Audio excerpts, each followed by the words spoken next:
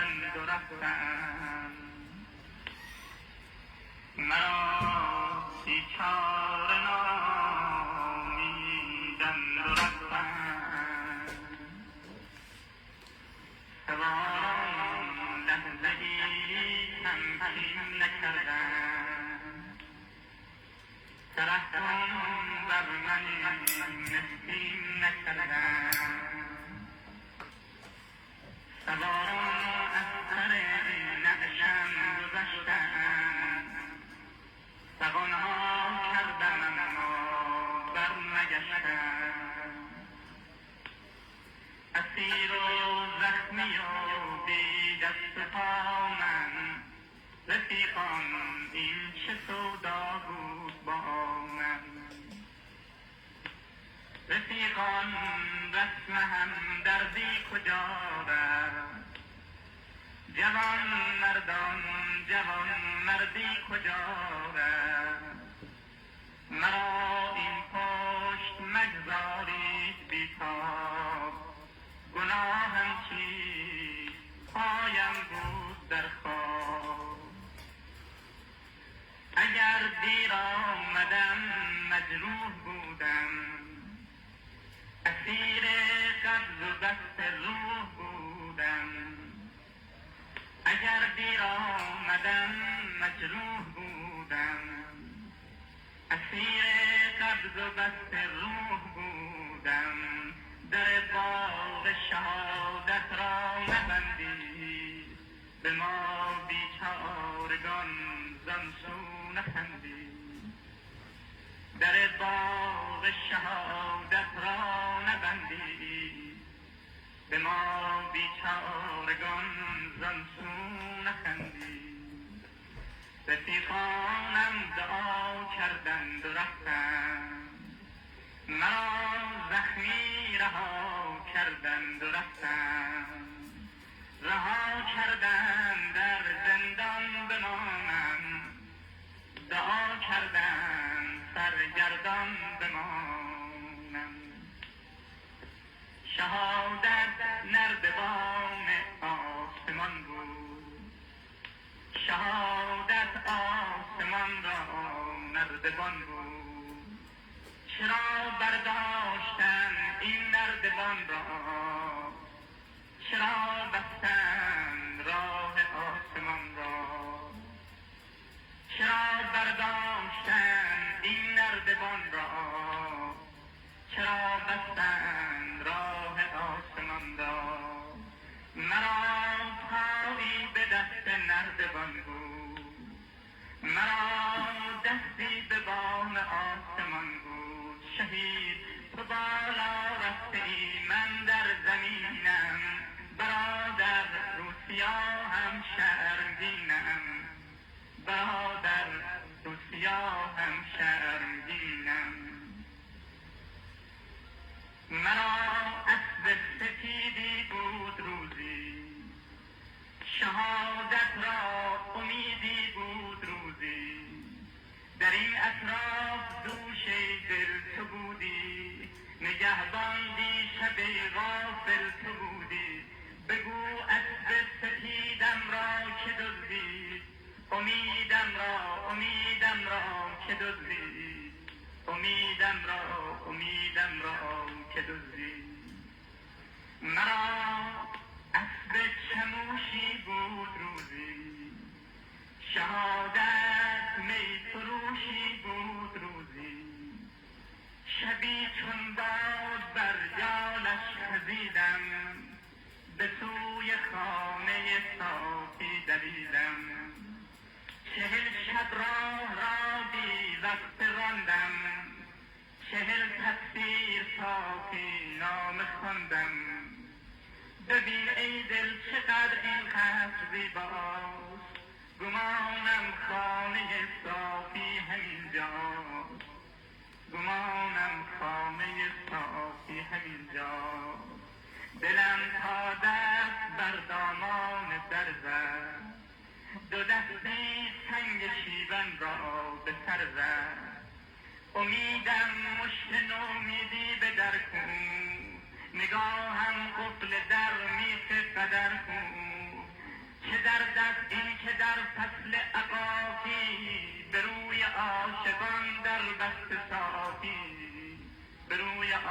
عاشقان در بحث صافی. بر این دروای من قفلی لجوج است، بر این دروای من قفلی لجوج است. به جوش ای عشق هنگام خروج است. در میخانه را گیرم که بستم، کلیدش را چرا یارب شکستم، کلیدش را چرا یارب شکستم، کلیدش را چرا یارب شکستم. کردم در زندان بمانم، دعا کردم سرگردان بمانم. من آخر طاقت ماندن ندارم، من آخر طاقت ماندن ندارم. خدایا تا به جان کندن ندارم، خدایا تا به جان کندن ندارم. دلم تا چند یارب خسته باشد، در لطف تو تا کی بسته باشد، در لطف تو تا کی بسته باشد. بیا باز امشب دل در بکوبیم، بیا این بار محکم‌تر بکوبیم. بیا باز امشب دل در بکوبیم، بیا این بار محکم‌تر بکوبیم.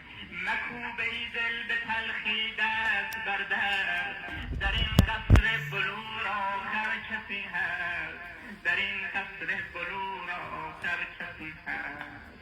بکوب ای دل که اینجا قصر نور است، بکوب ای دل مرا شرم حضور است، بکوب ای دل که غفار است یارم.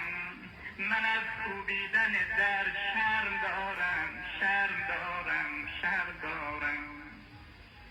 بکوب ای دل که جای شک و ظن نیست، مرا هر چند روی در زدن نیست.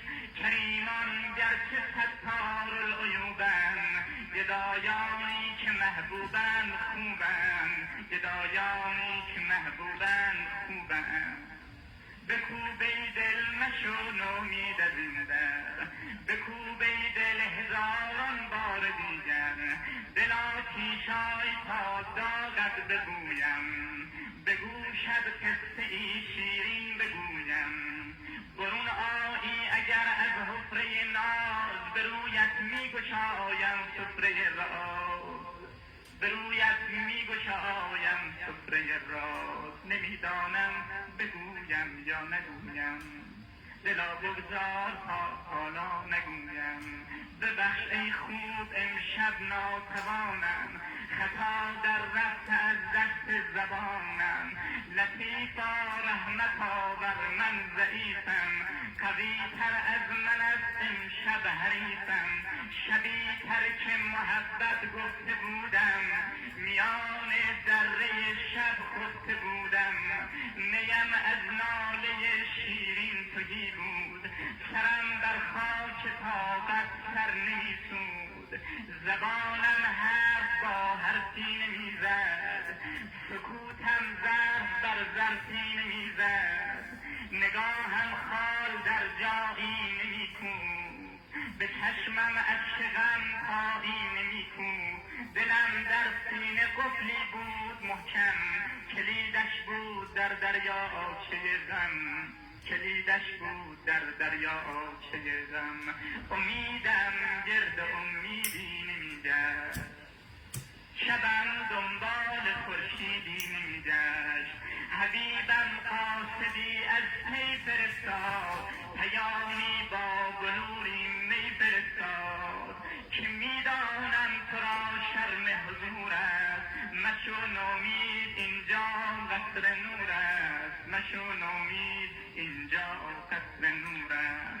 الا ای عاشق اندوهگینم، نمیخواهم تو را غمگین ببینم، نمیخواهم تو را غمگین ببینم. اگر آه تو از جنس نیاز است، در باغ شهادت باز است، در باغ شهادت باز است، در باز است نمیدانم که در سر این چه سوداست همین اندازه میدانم که زیباست خداوندا چه درد است این چه درد است که فولاد دلم را آب کرده است مرا ای دوست شرم بندگی کش چه لطف است این مرا شرمندگی کش چه لطف است این مرا شرمندگی کش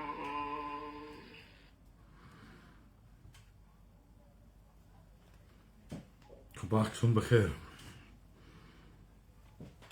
در سری دیبیت های بزم جنگ من امروز نقدی دارم بر افاضات پاسدار شیطان هادی ثروتی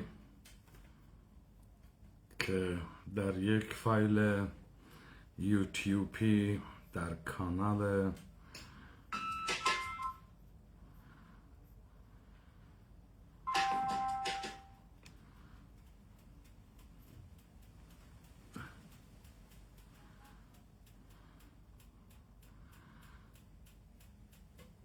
خب ظاهرا کانال اسم نداره طاهر پلاس 17 ساعت پیش 18 ساعت پیش لود شده این فایل.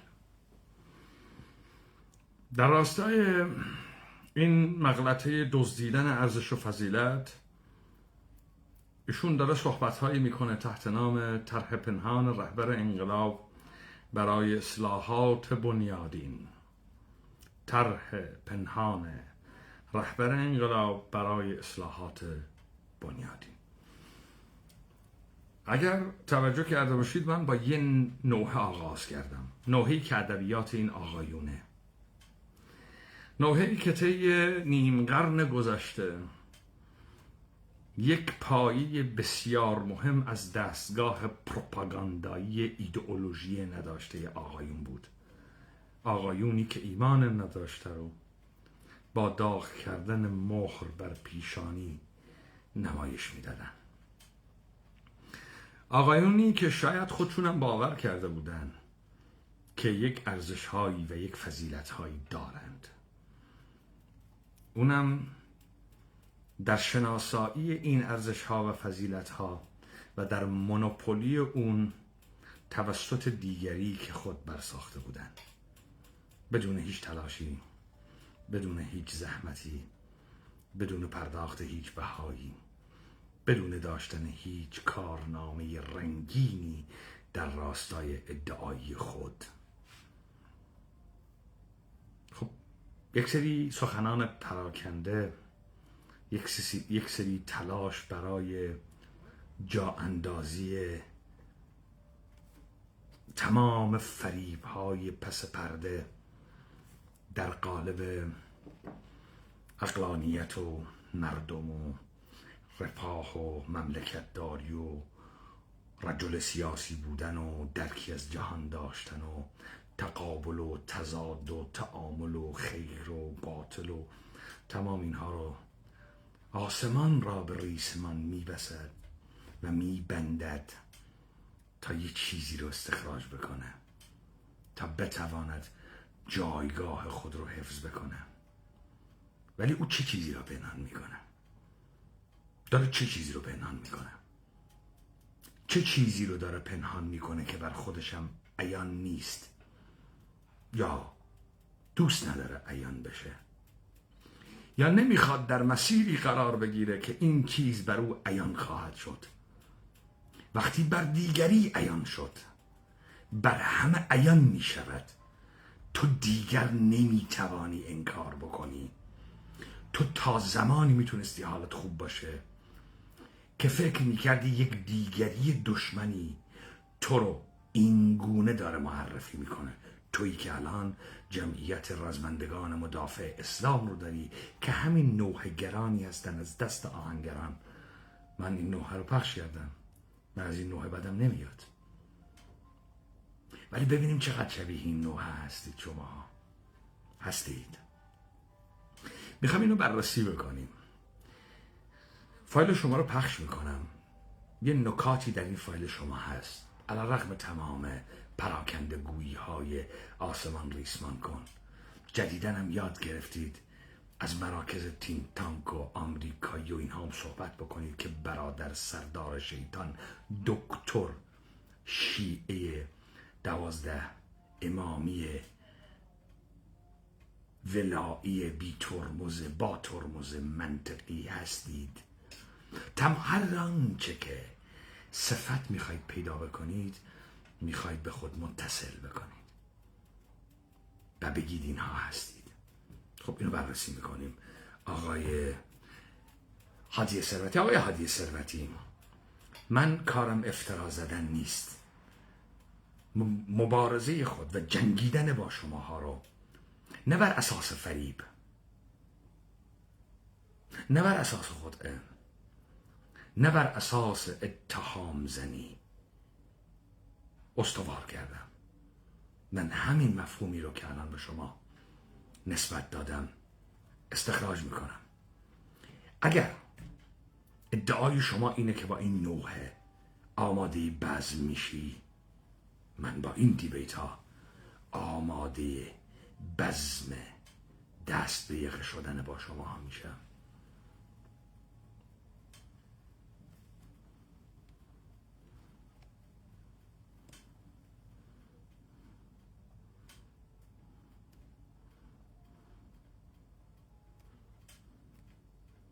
ما بعد از جنگ رمضان فرصت نشد که خدمت برسیم و سعادتی شد که این جلسه اتفاق بیفته. در روزهای اخیر چند تا کار با هم داره اتفاق میفته و پیش میره که برای مردم خیلی مهمه، به خصوص مردم خیابان و ملت مبعوث شده. بعد از مذاکرات اسلام آباد که الان دیگه تقریبا اتفاق نظر هست که اشتباه بود. خب آقای پرسشگر که یه ته لهجه‌ای هم داری، نمیدونم ایلامی هستی که موشایی هستی کجایی هستی، ملت مبعوث شده اسم داره ها. این ملت مبعوث شده رو زیر پا له نمی کنید، این خونه نمیره. حواستون باشه. همینطور دارید مفاهیم رو خرج میکنید، دارید بمباران میکنید. نبینم ابو موسی اشعری بشید ها، نبینم حسن مجتبی فاسد بشید ها. شما مبعوث شدی، ادعا میکنی که به بعثت رسیدی، خدا تو رو برده اونجا تا ببینیم این خداست یا شیطانه. ببینیم شما خدا مبعوثتون کرده یا شیطان مبعوثتون کرده. اینا رو یادتون نره ها. همینطور دارید مفاهیم رو خرج میکنید. اصلا در ترتیب ببینید چرا شما تمام ادبیات فلسفه اسلامیتون بر معلم اول ارسطو استواره که بعد از طریق فارابی که معلم دومتون هست یاد میگیرید. عدالت چیست؟ عدالت آن است که هر کسی که آنچه را لیاقت دارد داشته باشد. بی عدالتی چیست؟ دادن چیزی به کسی که لیاقتش را ندارد. این بی عدالتیه. مثلا وقتی به این نیرو گفتن رزمنده، گفتن پیشمرگ و این قرار باید بره به جنگه، گفتن ارتش قرار بره به جنگه، گفتن هرچه نیروی مسلح و این نجنگید و در رفت، به این بگی قهرمان، بی عدالتیه. به این بگی جانفدا، بی عدالتیه. به این بگی آدم بزرگ، بی عدالتیه. با این بگی قحبه، باید به این بگی فراری، باید به این بگی بزدل، جبان، ترسو، شهوتی، بیشرف و نمک به حرام بخوابه. اینو ارسطو میگه. اینو دستگاه اخلاقی ارسطو میگه. اینو همون دستگاه اخلاقی میگه که شما به عنوان دستگاه اخلاقی اسلام ازش استفاده میکنید. خب ما اینو بررسی میکنیم، عدالت و بی‌عدالتی. اوکی؟ همین چیزی که شما دوست داری، این جریان جبهه پایداری و جریانی که شماها بهش ربط دارید، بر این محور داره میچرخه. عدالت. پس این بی‌عدالتیه به آدمی که ادعای میکنه شیعه پیرو حسینه، طالب شهادته، حق رو بر باطل نمیپذیره، مصلحت اندیشی نمیکنه، بهش بگی آدمه و کسی این گونه نباشه بهش بگی آدم خوبیه، شیعه خوبیه، تو بی‌عدالتی کردی، تو کار درستی نکردی، بهت اجازه نمیدی این حرفو بزنی. حالا بررسی میکنیم ببینیم این گونه هست. هیئت در نوع تعامل با آمریکایی از توش هم آتش بس رو اتفاق افتاده رقم زدن، هم این که عملا دارن دستور کارشون جلو میبرن توی فرسوده کردن ایران و از طرف دیگه یک هیئت بسیار بزرگی 80 نفری هم فرستادیم و همون سیستم استادیومی کردن مذاکره که واقعا قابل فهم نیست.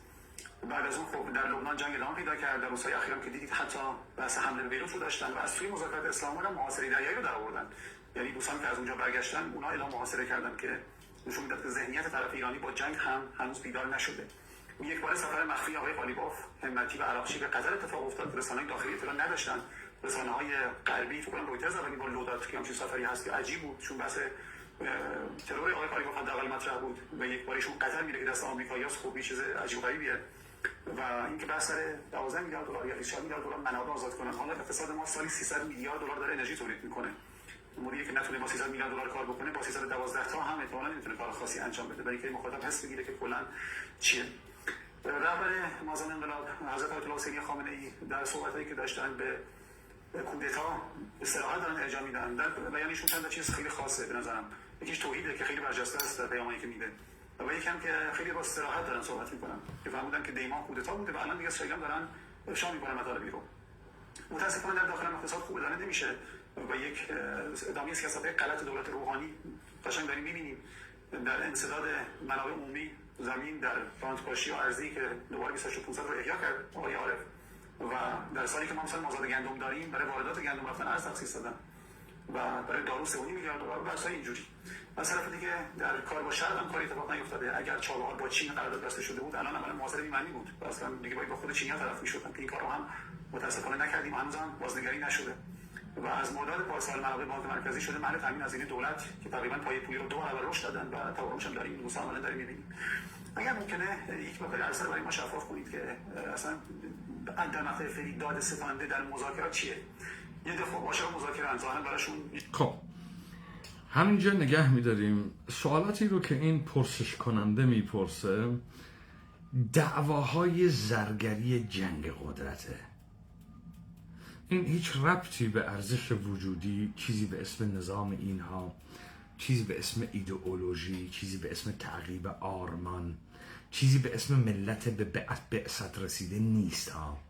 و توجه بکنید این نظامی که خیلی مقدسه، این نظامی که یک نظام مهدویه الهیه، ظاهرا یه عناصری توش هست خیلی هم محکم این نظامه رو گرفتن، خیلی هم زور دارن، یه سری بهونه ها میارن که نمیذارن اینها اون غایتی رو که باید پیش ببرن.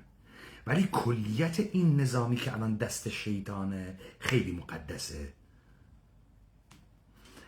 سوالاتی که از این دست میکنه. حالا ما میخوایم بفهمیم که این که دارن میگن بعد از چه رخدادی است، چه کارکردی داره، برای چه رخدادی است،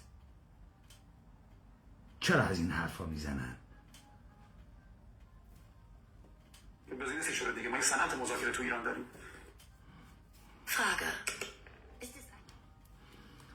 بله تبلیغات یوتیوبی هم که نمیذاره.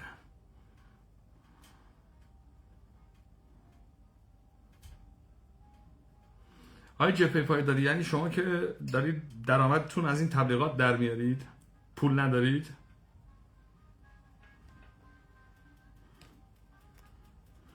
و میدان چقدر تطابق داره با این ذهنیت که به قول معروف که با مذاکره میشه به دست آورد. ضمن اینکه تناجای دنیا هم که تنگ قرمز رو کم قیمت میگذارن، بخشی در داخل کشور و حتی متاسفانه در دولت میگن با سالی مثلا چند صد میلیون دلار درآمد حداکثر داشته باشه.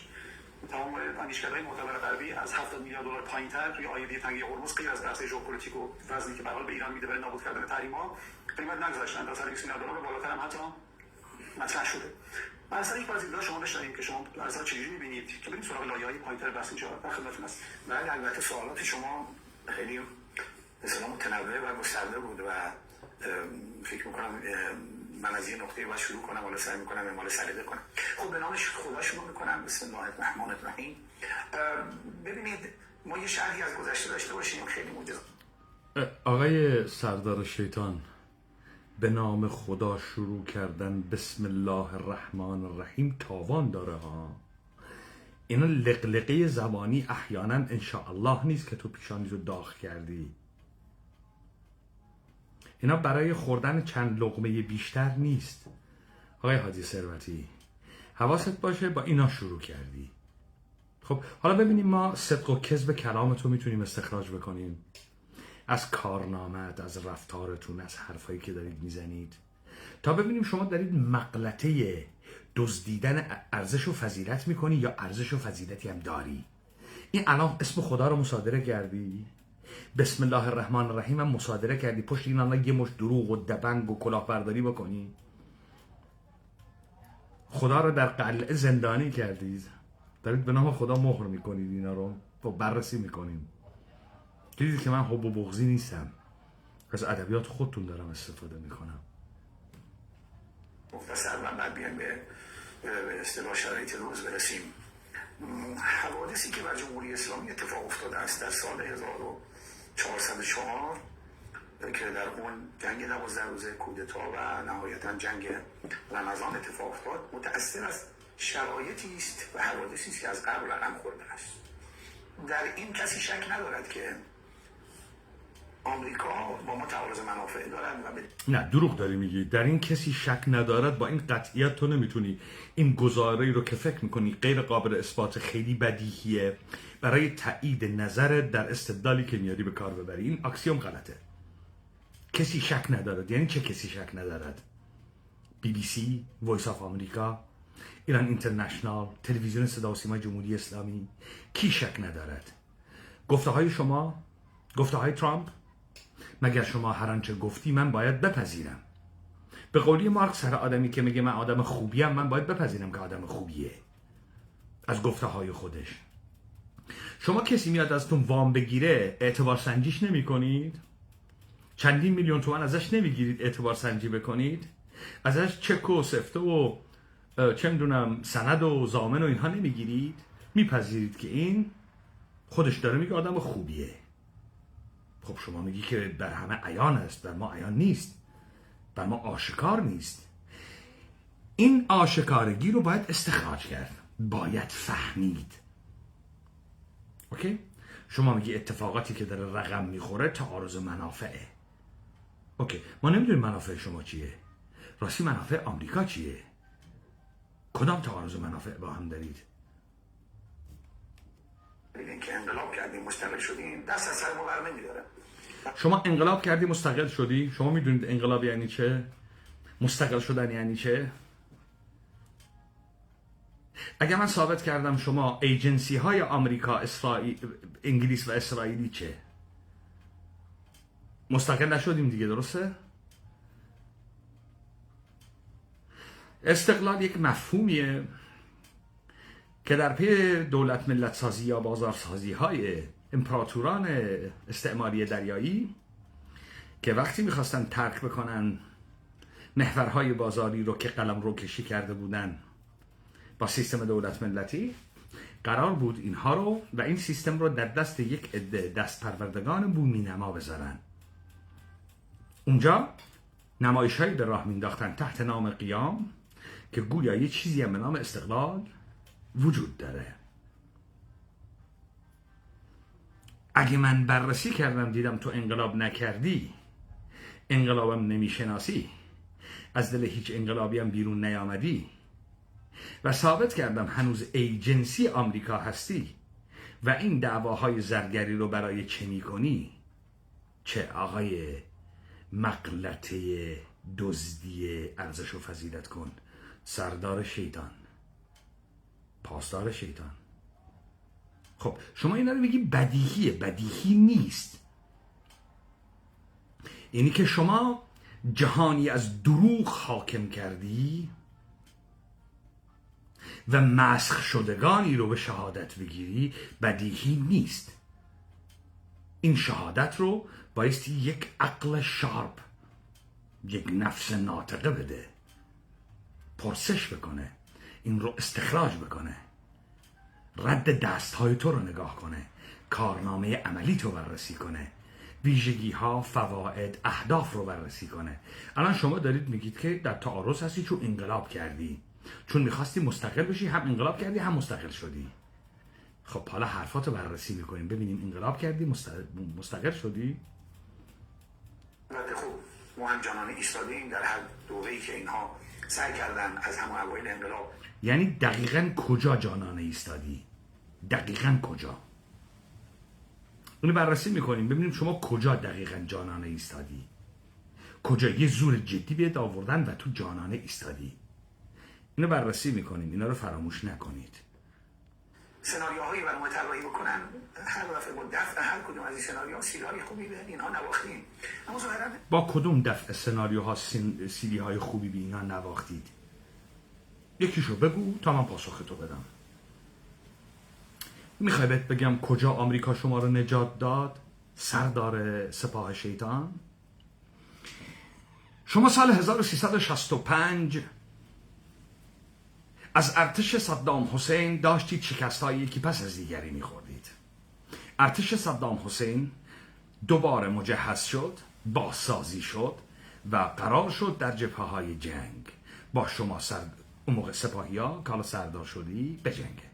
شما هم تمام کارنامت باخت، خیانت و شکست بود. ارباب آمریکایی به کمکت اومد، اسمشو گذاشتی ماجرای مکفارلن. اینو محسن رضایی گفتا، همین چند ماه پیش گفتا، گفت که مکفارلن با انجیل و کیک اومد سراغ ما، دیگه از صدام حمایت نکرد، از اون به بعد دیگه از صدام حمایت نکرد، حداقل تا اون مقطعش رو گفت. حاجی سردار هادی برادر پاسدار شیعه سال 1366 اگر اشتباه نکرده باشم شما فاو رو در اختیار داشتی، گلوگاه عراق بر روی خلیج فارس، که قرار بود بریم مذاکره بکنی با داشتن همچین برگه هایی که آتش بس امضا بکنی. ظاهرا از گفته های خودتون، فرمانده جنگتون که رفسنجانیه. اما شما در اون ماجرای کذایی جنگ نفتکش ها، ایرباس، ناگهان نمیدانیم کی صدام حسین رو مجبور کرد، اون کی آمریکا بود که اگر آتش بس با شما ها نکنه صدام حسین رو نابود میکنن. اخطارش هم اون بود که دیدی.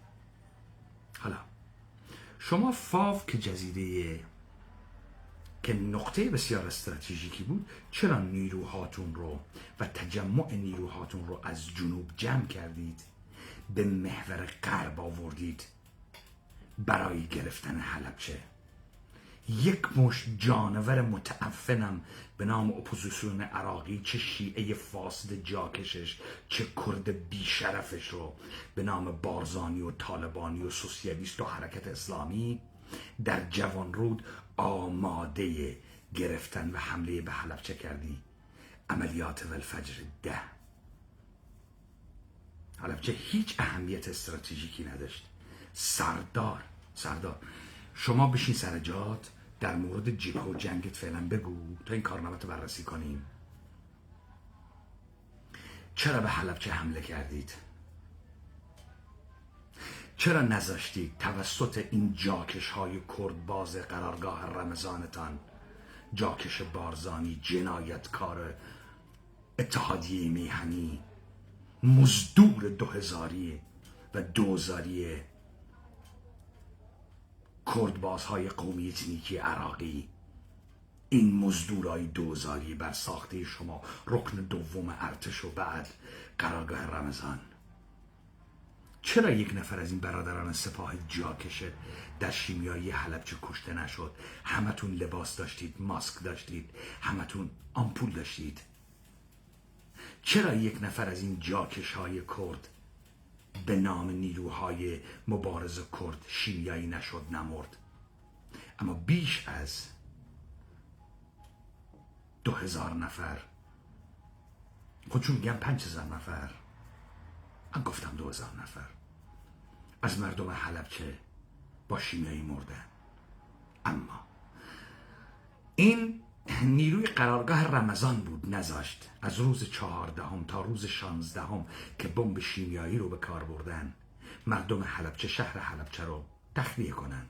تو به عنوان نیروی اشغالگر باید مردم سویل رو یا میذاشتی تخلیه میکردن یا تخلیه میکردی به عمق خاک خود یا مورد دفاع نظامی قرار میدادی.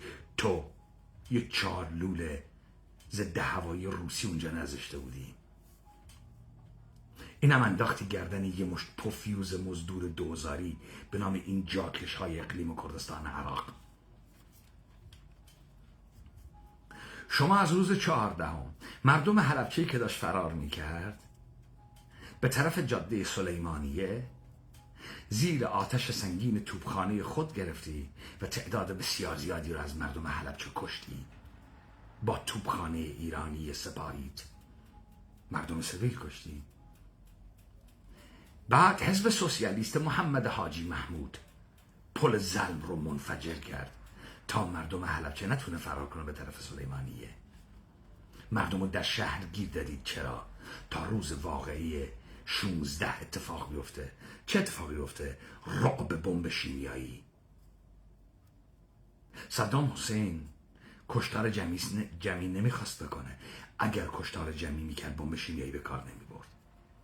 به خاطر که مردم ترسیده حلبچه وقتی داشتن از کوه شنوه بالا میرفتن به طرف مرز ایران، 50,000 نفر جمعیت به هم چسبیده به راحتی توسط هلیکوپترهای روسی صدام حسینی که مردم شهادت میدن اونجا داشتن گشت زنی میکردن، با یک گلوله تیربار بیکیسی روسی 4 نفر 5 نفر اونها کشته میشد. یک شلیک گلوله نشد. فقط باید بمب شیمیایی مصرف میشد تا رعب شیمیایی بیافرینید. شما هم برید خبرنگاران جهانی رو بیارید، فیلم بگیرید. بعد مردم تاول زده، مردمی که در فاصله بین چند ساعت از مرز بربریت هم عبور کردن و تا به امروز هم عبور کردن، مردگان نیستن، زندگان از مردگان بدترند. از تمدن مالیده شدن. من خیلی رو داشتم در اون دادگاه قیامتیان حلبچه کیس ها دارم. شما مردم تاول زده، زخمی، خسته، رعب زده رو به کرمانشاه، از کرمانشاه حمام نکرده، تیمار نشده، به طرف شهرهای مرکزی بردید. کرمان، مردم رو در کرمان در ایستگاه قطار با دست گل به استقبال این رعب زدگان قیامتیان حلبچه بردید تا آینه عبرت اونها بشن، تا بترسن. اما اسمشو گذاشتید مهمان نوازی. شما وجه المصالحه درست کردی برای تو فاسدی که نه مسلمان بودی، نه فداکار بودی، نه مخلص بودی.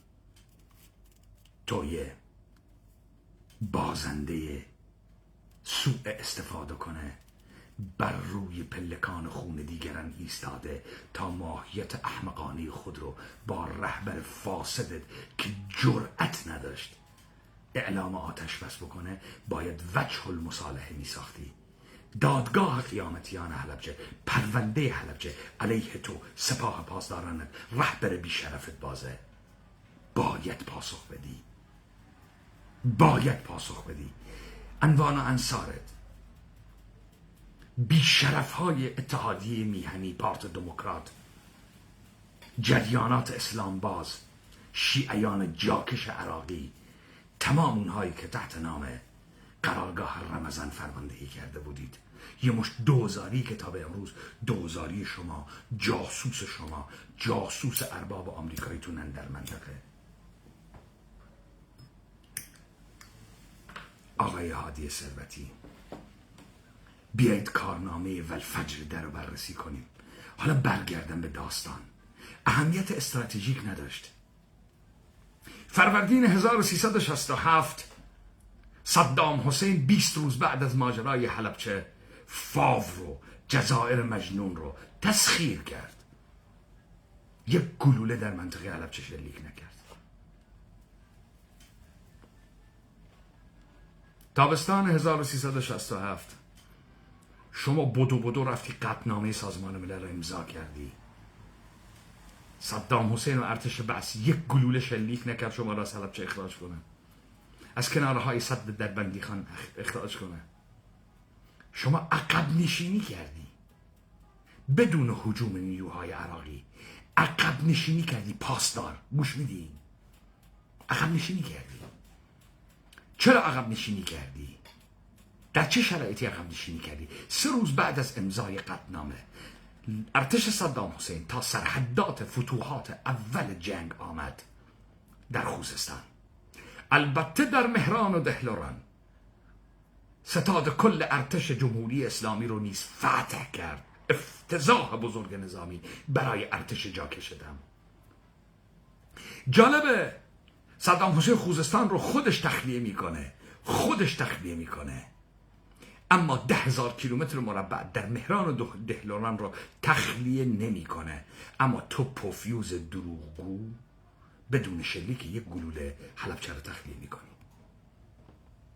صدام حسین تا سال 91 جنگ کویت که نیروهاش رو میخواد برای کویت، مهران و دهلوران رو ترک نمیکنه و در اشغال داره.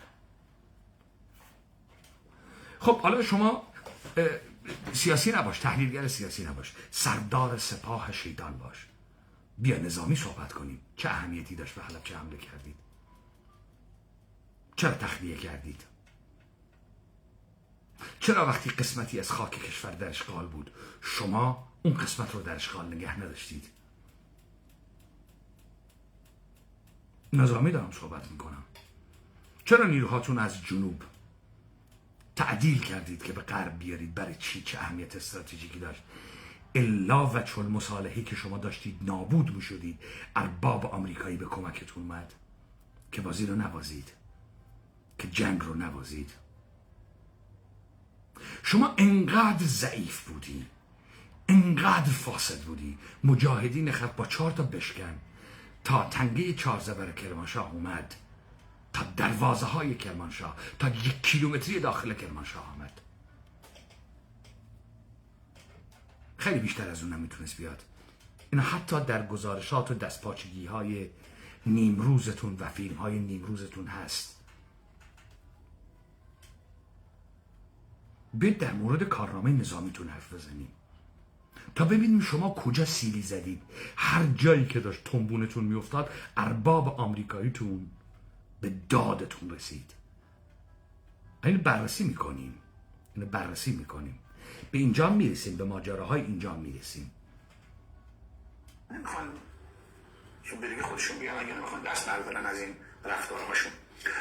شاید زمانی که کودتای نوژه اتفاق افتاد، شاید در زمانی که طبس و اینها سعی داشتن عنوان عقبه برای آزادی گروگان‌ها استفاده کنن، شاید در این درگیری‌های خیابانی، شاید در آیه سردار خوشتیپه، این خزعبلاتی که داری میگی به اسم طبس و کودتای نوژه،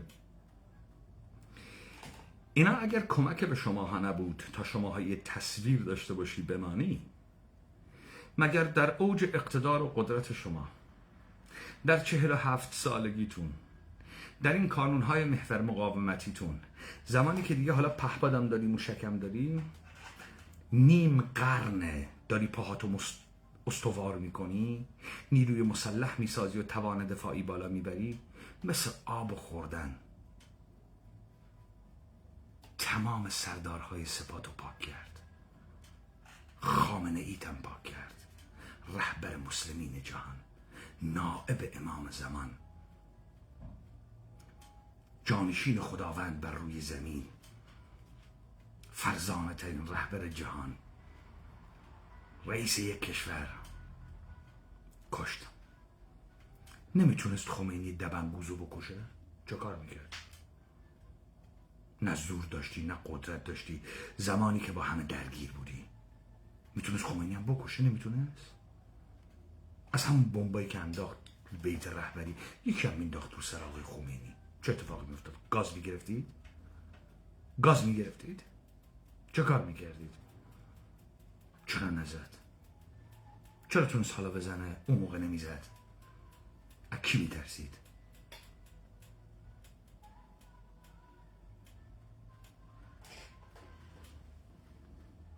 های تجزیه مثل بحث به جرأت میدم که این اپلیکیشن رو تا 10 ثانیه دیگه باز کنید.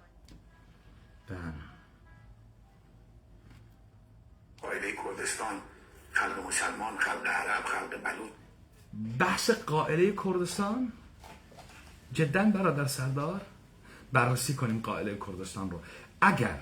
اگر شما کمک نمی کردی به تشکیل حزب دموکرات و تجهیز حزب دموکرات، اگر شما کومل سازی نمی کردی از جمعیت های مردمی با اتحادیه میهنی، اون وقت اعلام می کردی با شهر سنندج می جنگی، وقت اعلام میکردی با کرد میجنگی، اون وقت چطوری سپاه پاسداران رو درست میکردی؟ به چه بهانه‌ای سپاه پاسداران رو درست میکردی؟ سپاه پاسدارانی که هیچ توجیه قانونی نداره. تو چرا انقلاب رو پیروز شدی اسمش میذاری پیروزی انقلاب؟ چون ارتش اعلام بی‌طرفی میکنه. دستگاه سرکوب رژیم شاهنشاهی بی‌طرفی اعلام میکنه، صحیح و سالم با تمام قدرت سر جاشه. تو چه توجیهی داری؟ تویی که نه انقلاب کردی، نه از مسیر هیچ شبکه سازی و سازمان سازی که توان بسیج نیروی مردمی در خیابان را به صورت هماهنگ در پی تعقیب یک سری آرمان داشته بوده باشه در طی سالیان متمادی، تا حالا تو یک نیروی منسجم بزرگ حداقل 10,000 نفری داشته باشی؟ نداشتی. ناگهان گفتن انقلاب پیروز شدی. بعد ناگهان بعد از ظاهراً دید فروپاشی رژیم پهلوی، ظاهراً تازه حالا جمعیت های پاپتی به دنبال یارگیری، به دنبال روایت جدیدند. چه توجیهی داشتی سپاه پاسداران رو بسازی؟ چه توجیهی داشتی؟ هیچ. میتونستی بگی سپاه پاسداران رو میخوام بسازم که قبضه قدرت بکنم؟ میتونستی اینو بگی؟ نه، نمیتونستی اینو بگی. تو میگفتی که من باید سپاه پاسدارانی بسازم که از انقلاب اسلامی حمایت بکنه. خمینی هیچ حکم کتبی نداده، شما موجودیت قانونی نداری. ایرادش کجاست؟ ایرادش اینجاست که خمینی هیچ مقام اجرایی نداره. خمینی یه دولت موقت ساخته. خمینی نمیتونه دخالت بکنه چون داره از مسیر قانونی عبور میکنه. خمینی داره میگه شورای سلطنت غیر قانونیه، دولت موقت تشکیل میده تا دولت موقت شرایط و گذار به نظم جدید را توسط آرای مردم مهیا بکنه.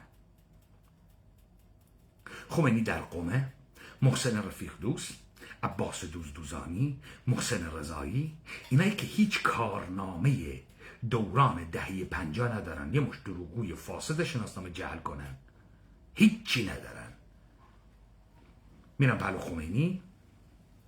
خمینی به صورت شفاهی به اینها میگه که برید بسازید، سپاه بسازید. عباس دوزدوزانی میگه به خمینی گفتیم که ابراهیم یزدی میگه که دولت موقت این کار رو میکنه، گفت بهش اهمیت ندید، برید بسازید. اینا بیان با 180 میلیون تومن دلار 7 تومنی مشتی پاپتی مثل شما رو، مشتی حلبی آبادی، مشتی آدمی که اصلا نمیدانند چه خبره، حالا بچه زرنگبازی در بیارن، ریش میزنن تا به یه نان و نوایی برسن. شما با پول پاسدار شدی، نه خدا، نه شیعه، نه ولایت، نه هیچ چیزی تو رو نیاورده در این مسیر. فقط یه فرصت بچه زرنگبازی ارباب آمریکایی داره پارادایم شیفت میکنه، شما شدی سپاه پاسداران. قائله کردستان، قائله کردستان.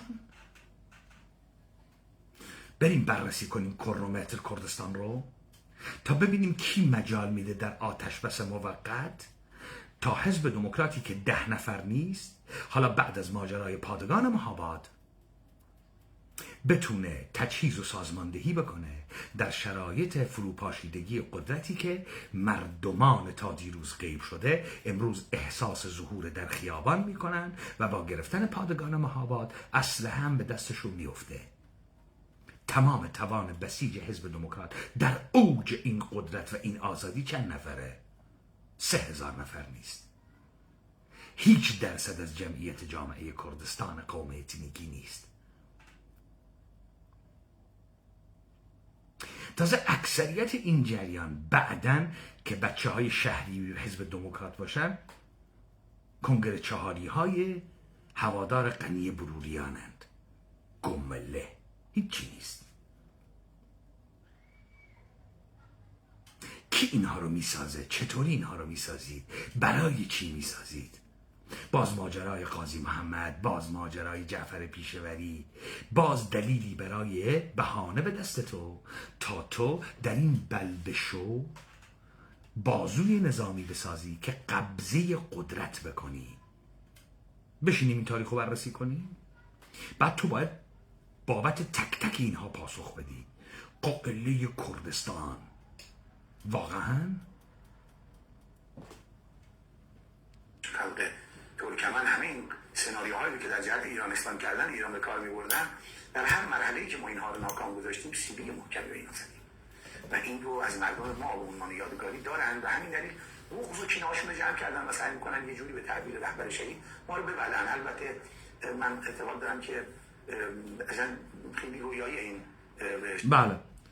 پس تو معتقدی که میخوان تو رو ببلعن، به تعبیر رهبر شهید ببلعنتون، میخوان تجزیه‌تون کنن، نمیتونن، چون شما خیلی قهرمانید، ریش‌های بزرگی دارید، ایمان‌های بزرگی وجود داره، یه چیزی هم به اسم ناسیونالیسم وجود داره، احیانا یه چیزی هم به اسم فرهنگ شهادت طلبی و خود قربانی کردنه برای دین و خدا و آرمان و نمیدونم این چیزایی که الان نیستید و ندارید، هیچ وقت هم نداشتید، دارید.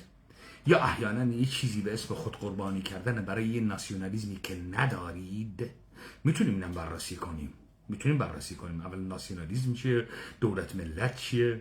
چه کار میکنه؟ و شما اینو ندارید. شما نه ملت دارید، نه ناسیونالیسم دارید، نه آدم‌هایی رو دارید که برای هیچ چیزی آماده قربانی کردن خود باشن، من جمله خودتون.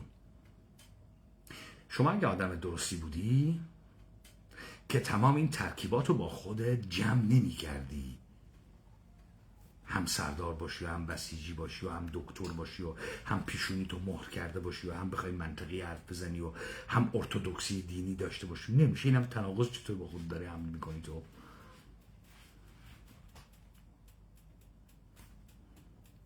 فکر اونها اگر دنبال این باشن، چون اونقدر نظریه پردازا دانشمندا و اندیشکده های اونها براشون تئوری پردازی کردن که بابا نمیتوانید غلط اضافه نکنید، اما اصلا اینا دوباره این هستن دیگه، به زعم خودش. چرا نمیتونن غلط اضافه نکنن؟ اگه واقعا بخوان تجزیه بکنن چرا نمیتونن؟ آقای دکتر سردار شیطان تئوری بازی ها رو بلد دیگه. تئوری بازی ها برای پیش بینی کردن حریف رو پیش بینی کنید. خب بذارید من به جای تئوری های و اندیشکده های آمریکایی ها که الان قصد دارم شما ها رو تجزیه کنم، شما رو تحلیل کنم. خوبه؟ ببینم چه چیزی جلوگیری میکنه و شما چه رفتاری میکنید. میخوام رفتار شما رو بسنجم. خب من میگم که من درکم از دولت ملت اینه که دولت ملت یه پدیده جدیدی بود که ما بعد از انقلاب فرانسه فهمیدیم دولت ملت زوری به دولت میدهد که هیچ دولتی در طول تاریخ نداشته. یعنی شما برای اولین بار در تاریخ ملتی میسازید که تماما نقش ارتش رو برای دولت بازی میکنه. یعنی شما تا قبل از دولت ملت، تا قبل از انقلاب فرانسه، شما یه امپراتور بودی، یه پادشاه بودی، یه مشت اجیری و مزدور میگرفتی، سپاه تو 100,000 نفر 200,000 نفر حقوق بگیر اجیری مزدوری داشت که نمی جنگید، به احتمال زیاد خوبم نمی جنگید. اما در مقوله دولت ملت، وقتی ملت رو که برای تعقیب آزادی خود حالا میره قرارداد اجتماعی می نویسه، او مشروعیت به دولت میده، حالا سرباز بی نهایت میذاره در اختیار دولت. تمام مردم جامعه تبدیل به پشتیبانی ارتش میشن، بی نهایت منبع انسانی و سرباز بهش میدن، تدارکات و لوجستیک بهش میدن و اینو آلمان ها کشف میکنن. پدیده دوم دولت ملت جمعیت سازی میکنه. جنگ جهانی دوم این ناسیونالیسم خوشگلی که هم زور بسیار زیادی به دولت میده، قدرت نظامی بی‌نهایتی به دولت میده. یک قصه گفته به اسم ناسیونالیسم که آدم‌های این جامعه بابت این قصه، بابت زبان، خاک، فرهنگ آماده خود قربانی کردن هستند. جنگ جهانی دوم اینا میفهمند دیگه مثل قدیم با کشتن سربازها در جبهه جنگ تمام نمی شود، شکست نمی خورد کشوری، باید ملتش رو نابود کنی چون ملتش ارتششه و همین کارو میکنن. به همین خاطر بعدن منشور حقوق بشر رو می نویسن، سبعیت و بربریت و اتفاقاتی که افتاد متاسفیم، به خاطر اینکه یه چیزی کشف کرده بودن به اسم دولت ملت. خیلی چیز خوبی بود، خیلی زور میداد، ولی این جنگ هم درست میکرد. این قصه مشترک ناسیونالیسم جنگ میآفرید، اسمش وزارت جنگ بود. به همین خاطر اینا شروع کردن به ملت‌های همدیگر در هم کوبیدن. کارخانه ها، شهرها، محیط های شهری باید ملت در هم بکوبید تا ارتش فلج بشه. زیر ساختای شهری، خانه ها، آب، برق، هر آنچه که این ماشین تولید جنگ که اسمش ملت باید از کار بیفته. روس ها 27 میلیون کشته دادن، آلمان ها 8 میلیون کشته دادن، ژاپنی ها 3 میلیون کشته دادن. خب حالا من شما رو نگاه میکنم. اوکی، ناسیونالیسم شما از کجا آغاز میشه؟ خواستگاهش کجاست؟ هیچ جا. در کدام توده جمعیتی در ایران خواستگاه ناسیونالیسم وجود داره که قصه مشترک بگه؟ نده، شما قصه مشترک هم ندارید. خواستگاهش کجاست؟ اروپا. بعد این محصول وارداتی از اروپا در کجا تطبیق میدید؟ در مؤسسات دولتی. در کجا؟ در ارتش، در کارمندها و نوکران دولت. اسقرعلی میشه شاهپور. خب حالا میرسیم به این قصه جدیدی که گفتید میخواید ملت بسازید. آقای رضاخان پهلوی، دولت مدرن ایران، ایرانی که خیلی از قبلتر از این که آقای رضا شاه اسمش رو بذاره ایران، در اسکناس های جعلی چاپ بانک شاهنشاهی جعلی انگلیسی در زمان قاجاری که فقط در محمره ادا می شود، فقط در کرمانشاه ادا می شود، یه رو اسمش بانک شاهنشاهی ایرانه، پشت سر به انگلیسی امپریال بانک آف پرشیا است. ایرانی که هیچ کسی نمیشناسه در اسکناس انگلیسی به ظهور میرسه. حالا همین اثبات بکنم. خب ناسیونالیسم یعنی این که شما برتری خودت رو، سرزمینت رو، خاکت رو هیچ بیگانه نمیدی، تا آخرین نفر نیستی، تا نابودت بکنن از پا در بیای نیستی، پا پس نمیکشی. 1320 این شاه شما تجسم و تبلور قصه جدید برای ناسیونالیسم، این ارتش لومپن زالوی شما که باید از مام میهن دفاع بکنه تا آخرین گلوله. ببین گفتم عدالت ارسطویی چیه؟ هر کسی هر چه لیاقت داره بهش بدی، اگر لیاقت نداره بهش ندی، بهش بدی، این بی عدالتیه.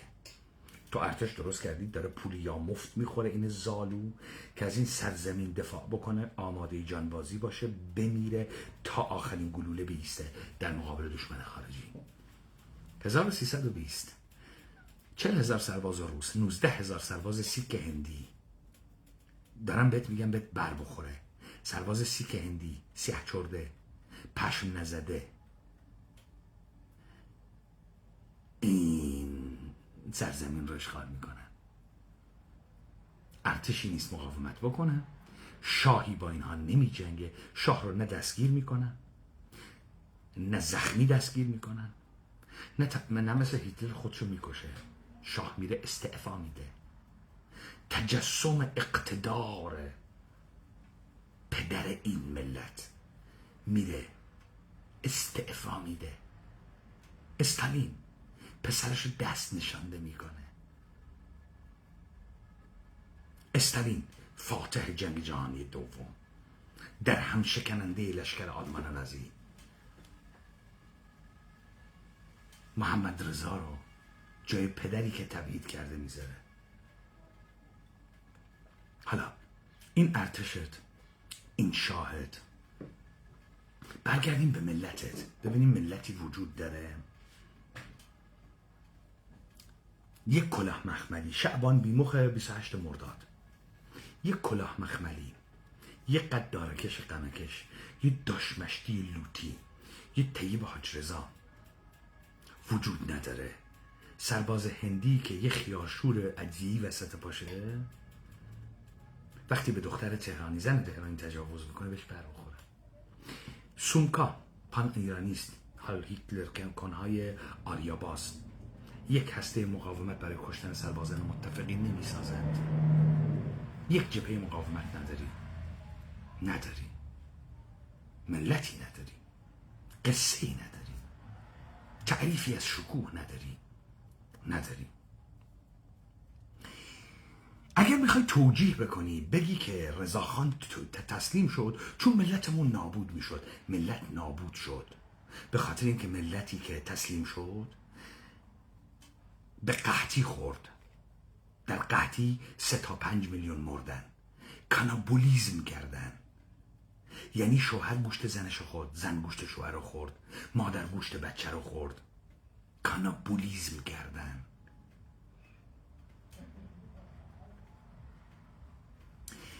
مثل لنینگراد نبود ها که تسلیم ارتش آلمان نشدن، کانابولیزم هم کردن، اما در حین جنگ که داشتن می جنگیدن به کانابولیزم افتادن. شما نجنگیدی، ناسیونالیزم نداشتی، شاه نداشتی، هیچ کسی آماده خود قربانی کردن برای قصه مشترک نبود. این نکته اول. پس اینجا هیچ ناسیونالیزمی وجود نداره که ازش بترسی. هیچ آدمی هم وجود نداره آمده باشه خودشو قربانی بکنه. هیچ آدمی. خب از ناسیونالیزمت که نمیترسه. حالا بگیم توان نظامی داری که نداری، که نشون نمیدی، که اصلا خرج نمی کنی. خب حالا برگردیم همینو بررسی کنیم، ببینیم شما این کارو میکنید. اگر من از تئوری بازی ها استفاده بکنم، خب فوقش اینم که میگم ایران بزرگه، سرباز میخواد بیاری، من نمیخوام سرباز بیارم. به قول شما نارضایتی وجود داره، یه مردمی وجود داره، از این مردم استفاده میکنم برای زدن این. تو کاری نداره. هم مردم رو تحریک میکنم. چطوری تحریک میکنم؟ خدمات شهری رو میزنم، برق رو میزنم، آب رو میزنم، جاده رو میزنم. به جای اینکه خودم رو درد سر بدم ساختمون خالی بزنم.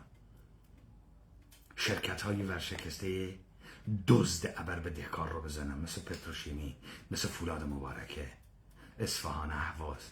این ابر بدهکاران بانکی که میلیاردها وام گرفتن، دزدیدن پس نمیدن، حالا با بمب‌های اسرائیلی آمریکایی بدهیاشون صاف شد، دیگه بدهکار نیستن. و تو ادعا میکنی 300 میلیارد دلار خسارت دیدی. 300 میلیارد دلار.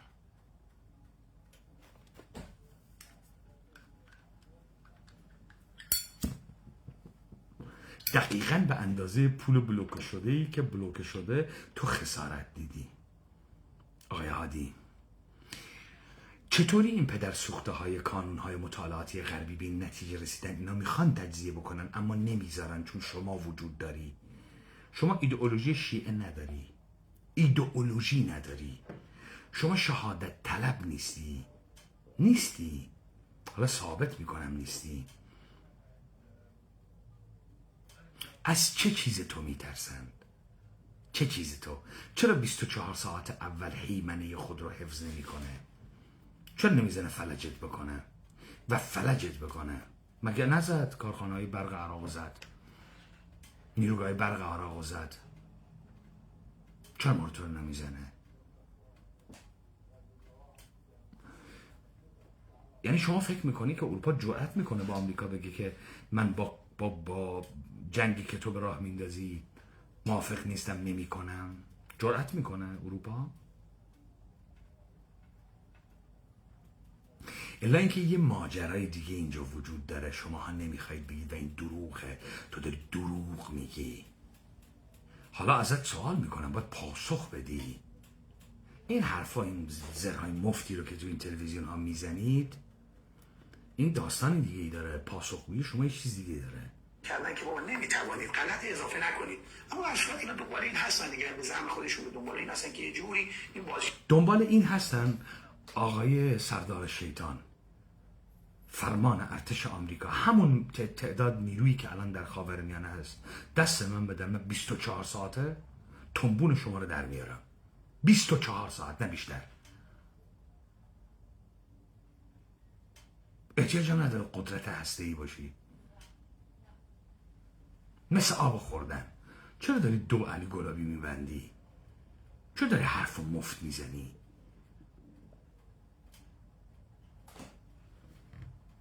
به یک نقطه مطلوبی برسونن. حالا تابلوهای نفوذ و استقاله و سازش و تحقیل یا براندازی بالاخره همیشه تو دستور کار اینا بعد جنگ 8 ساله بوده. اوج قضیه این هستش که ما اگر همه اینها رو کنار بگذاریم، مشکلات ما از زمانی آغاز می شود که ما برنامه‌هایی رو برای پیشرفت کشور تو دستور کارمون میگذاریم که من در جلسات گذشته اشاراتی داشتم. اینجا فقط به 2-3 جمله بسنده میکنم. راه خیز اقتصادی و پیشرفت ما بر اساس نگاه آقای هاشمی رفتن بر اساس روش‌های لیبرالی و کاربست ریگذاری تکنوکرات ها انجام شد و طبیعتاً در دهه 80 که رهبر بزرگوار انقلاب در ابلاغ سیاست‌های کلان مثلا گفتمان پیشرفت و عدالت رو که طرح کردن، به جای اینکه ما بیایم سیاست‌های مربوطه رو اجرا بکنیم، دوستان رفتن سند چشم‌انداز رو در قالب تفسیری که دولت اصلاحات کرد با نگاه تکنوکرات‌ها و بر اساس نجارت.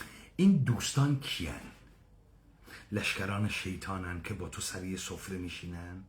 این دوستان بدنی نظام مقدس جمهوری اسلامی هستن؟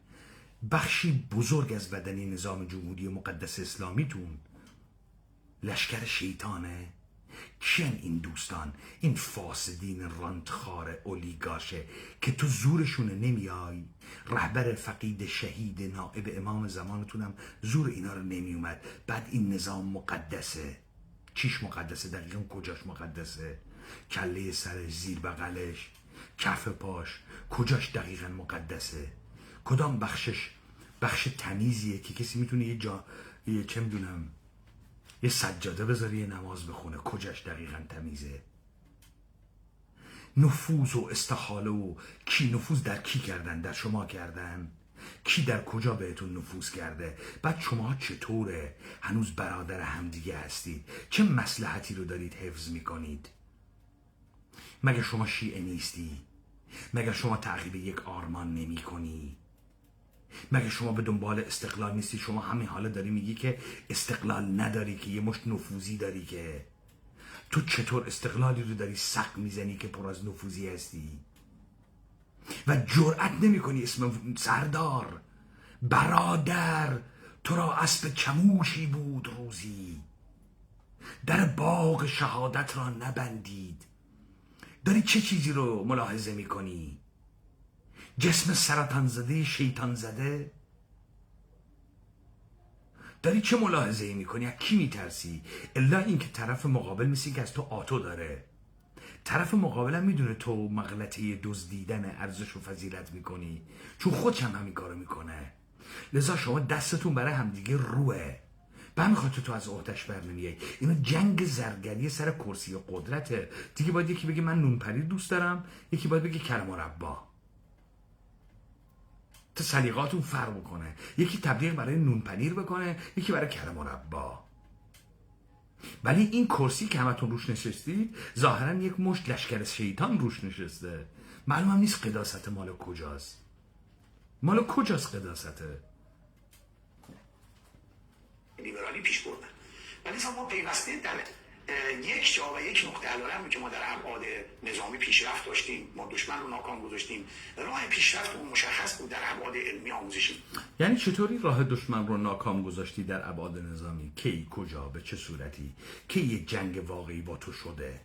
الان من تئوری بازی ها رو گفتم. تئوری بازی ها منافع آدم ها رو در نظر میگیره. مثلا من فکر میکنم ایالات متحده آمریکا هستم، بزرگترین قدرت جهان هستم، اجازه نمیدم کسی هیمنمو بشکنه.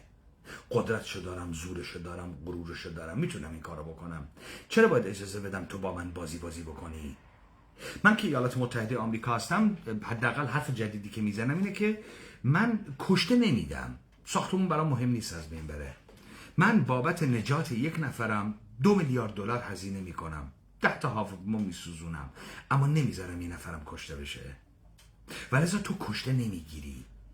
بغل دستت در سلیمانیه، بغل دست همون فاسدینی که باش ماجرای حلبجه رو درست کردی، همون بیشرفای حرامزادی که زیر خایه های تو بزرگ شدن به نام حکومت اقلیم و کردستان، همین حالا در شهر سلیمانیه 3000 نفر سرباز آمریکایی وجود داره. قبلتر هم وجود داشت. چرا افتادی به نمایش پهپاد بازی برای یه مشت پیزولی و فاسد به نام کمول و دموکراتیکه؟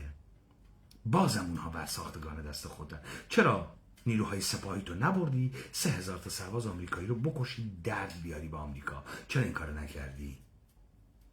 تا آمریکا بهش فشار بیاد. ببینید الان آمریکا به راحتی میتونه بگه که خب این سلیقه ترامپ بود، کنگره که بهش اجازه نداد، کنگره که بهش اجازه نداد، دموکرات‌ها بهش اجازه ندادن، افکار عمومی اجازه نداد، ترامپ هیچ افق واضحی و دلیل واضحی برای حمله به ایران نداشت. تو هم میگی که میخواد ایران تجزیه کنه، شما رو ساقط کنه. تو اینو داری میگی، خیلی هم اصرار داری رو این وایسی. حیرت منم از اینه که ایالات متحده آمریکا راستی چرا منافع خودش در نظر میگیره؟ چرا در نظر میگیره؟ در نظر گرفته ایالات متحده آمریکا حالا جنگ تمام عیار با شما نمیکنه، اسمشو گذاشته عملیات.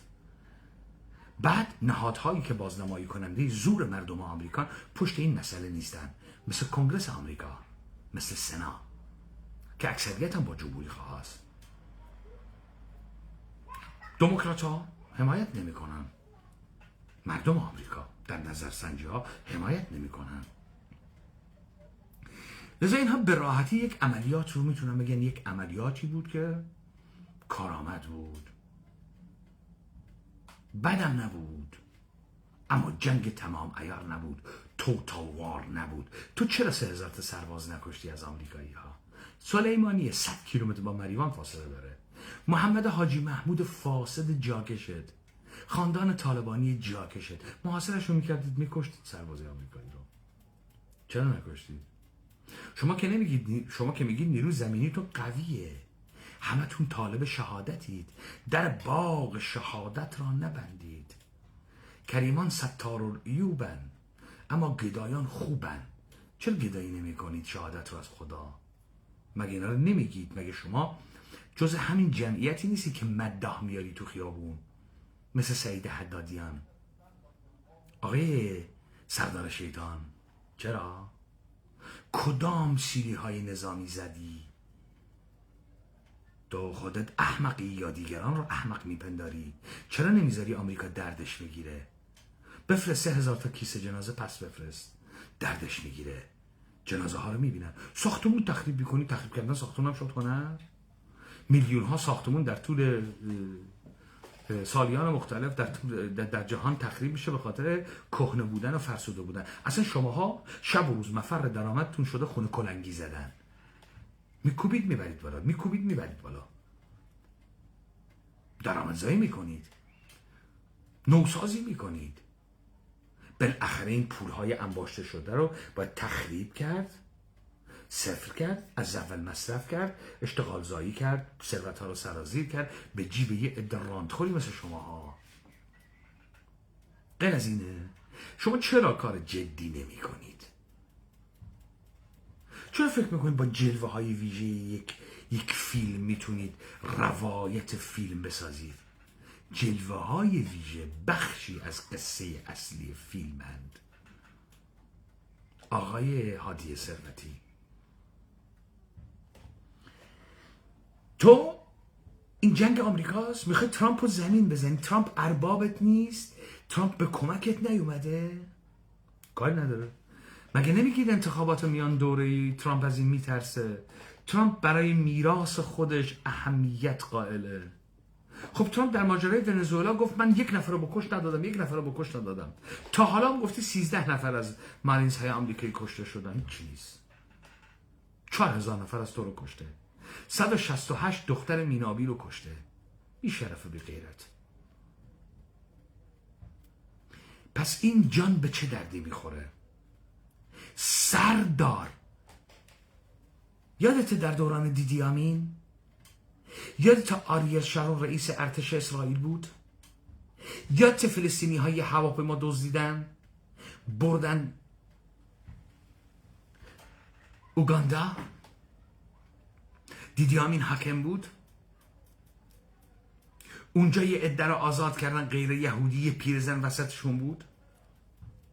رسید به این اریل شارون گفت سرباز یهودی به چه درد میخورد، اسرائیل به چه درد میخورد وقتی این بلاها رو سر یهودی ها میارن. اسرائیل همه گروگانگیرها رو کشت، فرودگاه انتپه رو با خاک یکسان کرد تا کسی جرأت نکنه هواپیما اسرائیلی بدزده. شما چه کار کردی برای کشته شدن 168 دختر مینابی؟ چرا نرفتی کشته بگیری از سربازای آمریکا؟ چنگ و دندون نشون میدادی، بوگند پای پوتینی پاسدارتو نبردی اونجا. فقط قاچاق مواد مخدر بلدی بکنی؟ قاچاق سکس و دختر بلدی بکنی؟ کونه جدیدن پر از سیلیکون شده.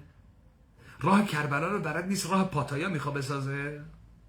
خوش فضای پاتایا، بسیار زیباست.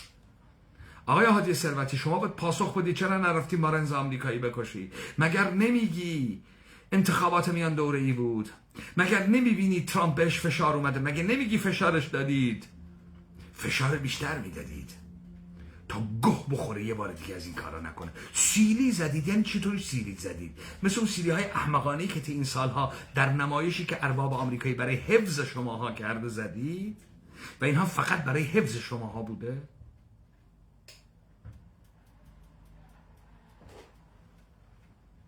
بنابراین به شدت گسترده پیشرفت داشتیم در عرصه‌های حالا پزشکی و سلول‌های بنیان، اون چیزی که به اصطلاح همه مردم ایران میدانن و دنیا هم الان داره اعتراف میکنه پیشرفتی داشتیم. اما در بعد اقتصادی یک نوعی چون نقشه راه ما یا راهگذاری ما درست نبود، یک بستر ایجاد شد که دشمن اون پاشنه آشیل تصور میکنه. نه چه بستری ایجاد شده؟ بخش اقتصادی چی اصلا؟ بخش اقتصاد که یه رمالیه. کی داره میدزده؟ کی؟ شما دارید میدزدید دیگه. شما آنچه که بهتون میگن جمهوری اسلامی دارید میدزدید. یه مشت پاپتی حلبی آبادی و خاک سفیدی و که ناگهان یک شبه از قبل این پارادایم شیفت 57 از سکوی پرتاب سپاهبازی و پیرو خط امامبازی ناگهان به درجات عالیه قدرت رسیدید. بعد از کدام تصفیه ها؟ بعد از زدن احمقهای پخمه نهضت آزادی، بازرگان، صحابی، ابراهیم یزدی، جبهه ملی، دکتر کریم سنجابی. بعد کیا؟ بعد زدن صادق قطبزاده ها، هاشمی ها. بعد کیا؟ بعد بهشتی ها، طالقانی ها. بعد دیگه کیا؟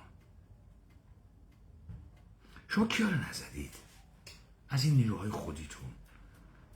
انفجار دفتر حزب جمهوری اسلامی، مسعود کشمیری، کار کی بود؟ کار مجاهدین خلق بود. مجاهدین هیچ وقت برای عهده نگرفت، نه قبول کرد نه رد کرد. کار کی بود؟ تمام ترورهای دهه 60 تا فراز ترور عبدالرحمن قاسملو، شرفکندی، کاظم رجوی، ترورهای یکی پس از دیگری که از عدم قطعیت و اطمینانی که داشتید میکردید تا آخرین حلقه های ترور، شاهپور بختیار، داریوش فروهر، پروانه فروهر.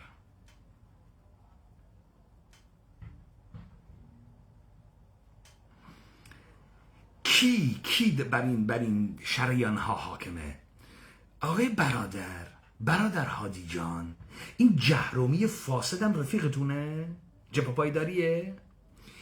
برادر هادی ثروتی، مولد سازی دقیقاً به کیا چه چیزایی فروختید که خامنه ای رهبر شهیدتان حکم داد گفت که نباید آشکار بشه؟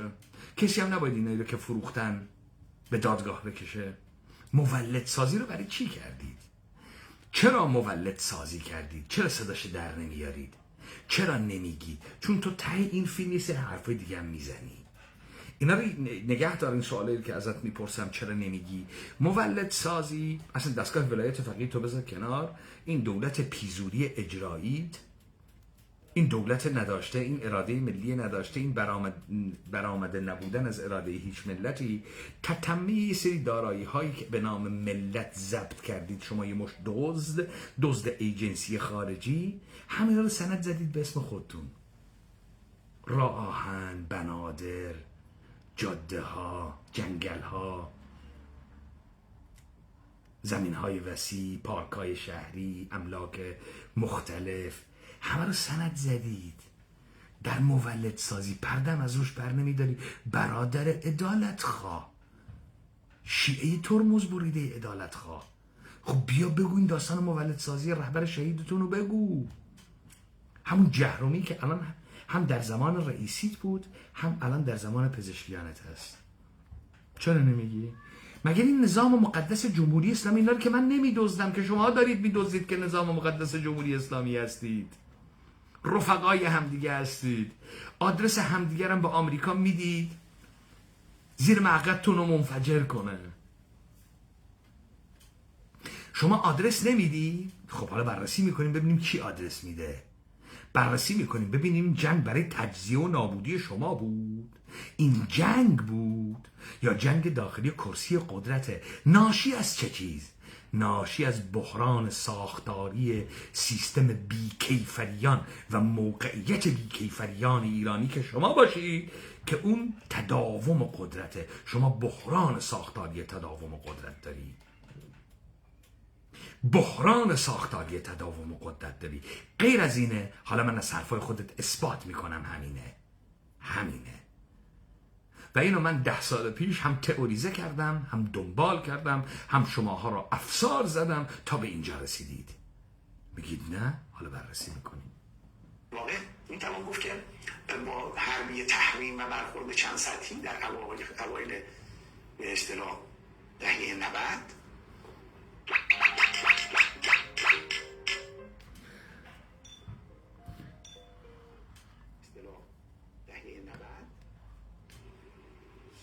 و آستانه به اصطلاح قرن 15 خودمون 1400 به بعد ما دیدیم که واقعا وضعیت اقتصادی به دلیل اینکه نتوانستیم در این 2-3 دهه درست پیش بریم، در این 2-3 دهه نتونستن خوب بدزدن، کارشون رو برای اربابا در دزدی و تاراج این ثروتی که میبرن تحت نام بلوکه شدن و تحریم در دست ارباباشون، در بانکای ارباباشون برای ارباباشون نگهداری بکنن.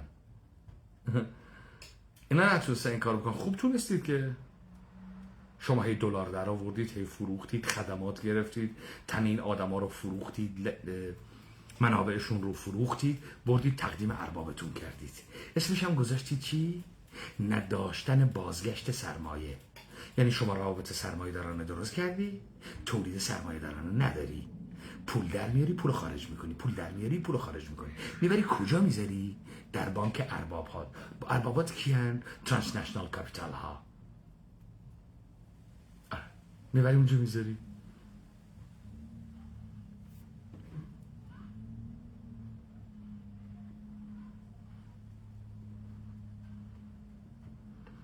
خب من یه مقدار رد میکنم به خاطر اینکه یه سوال ازت بپرسم.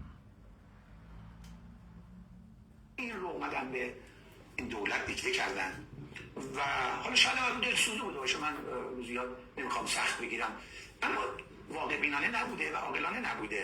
چرا؟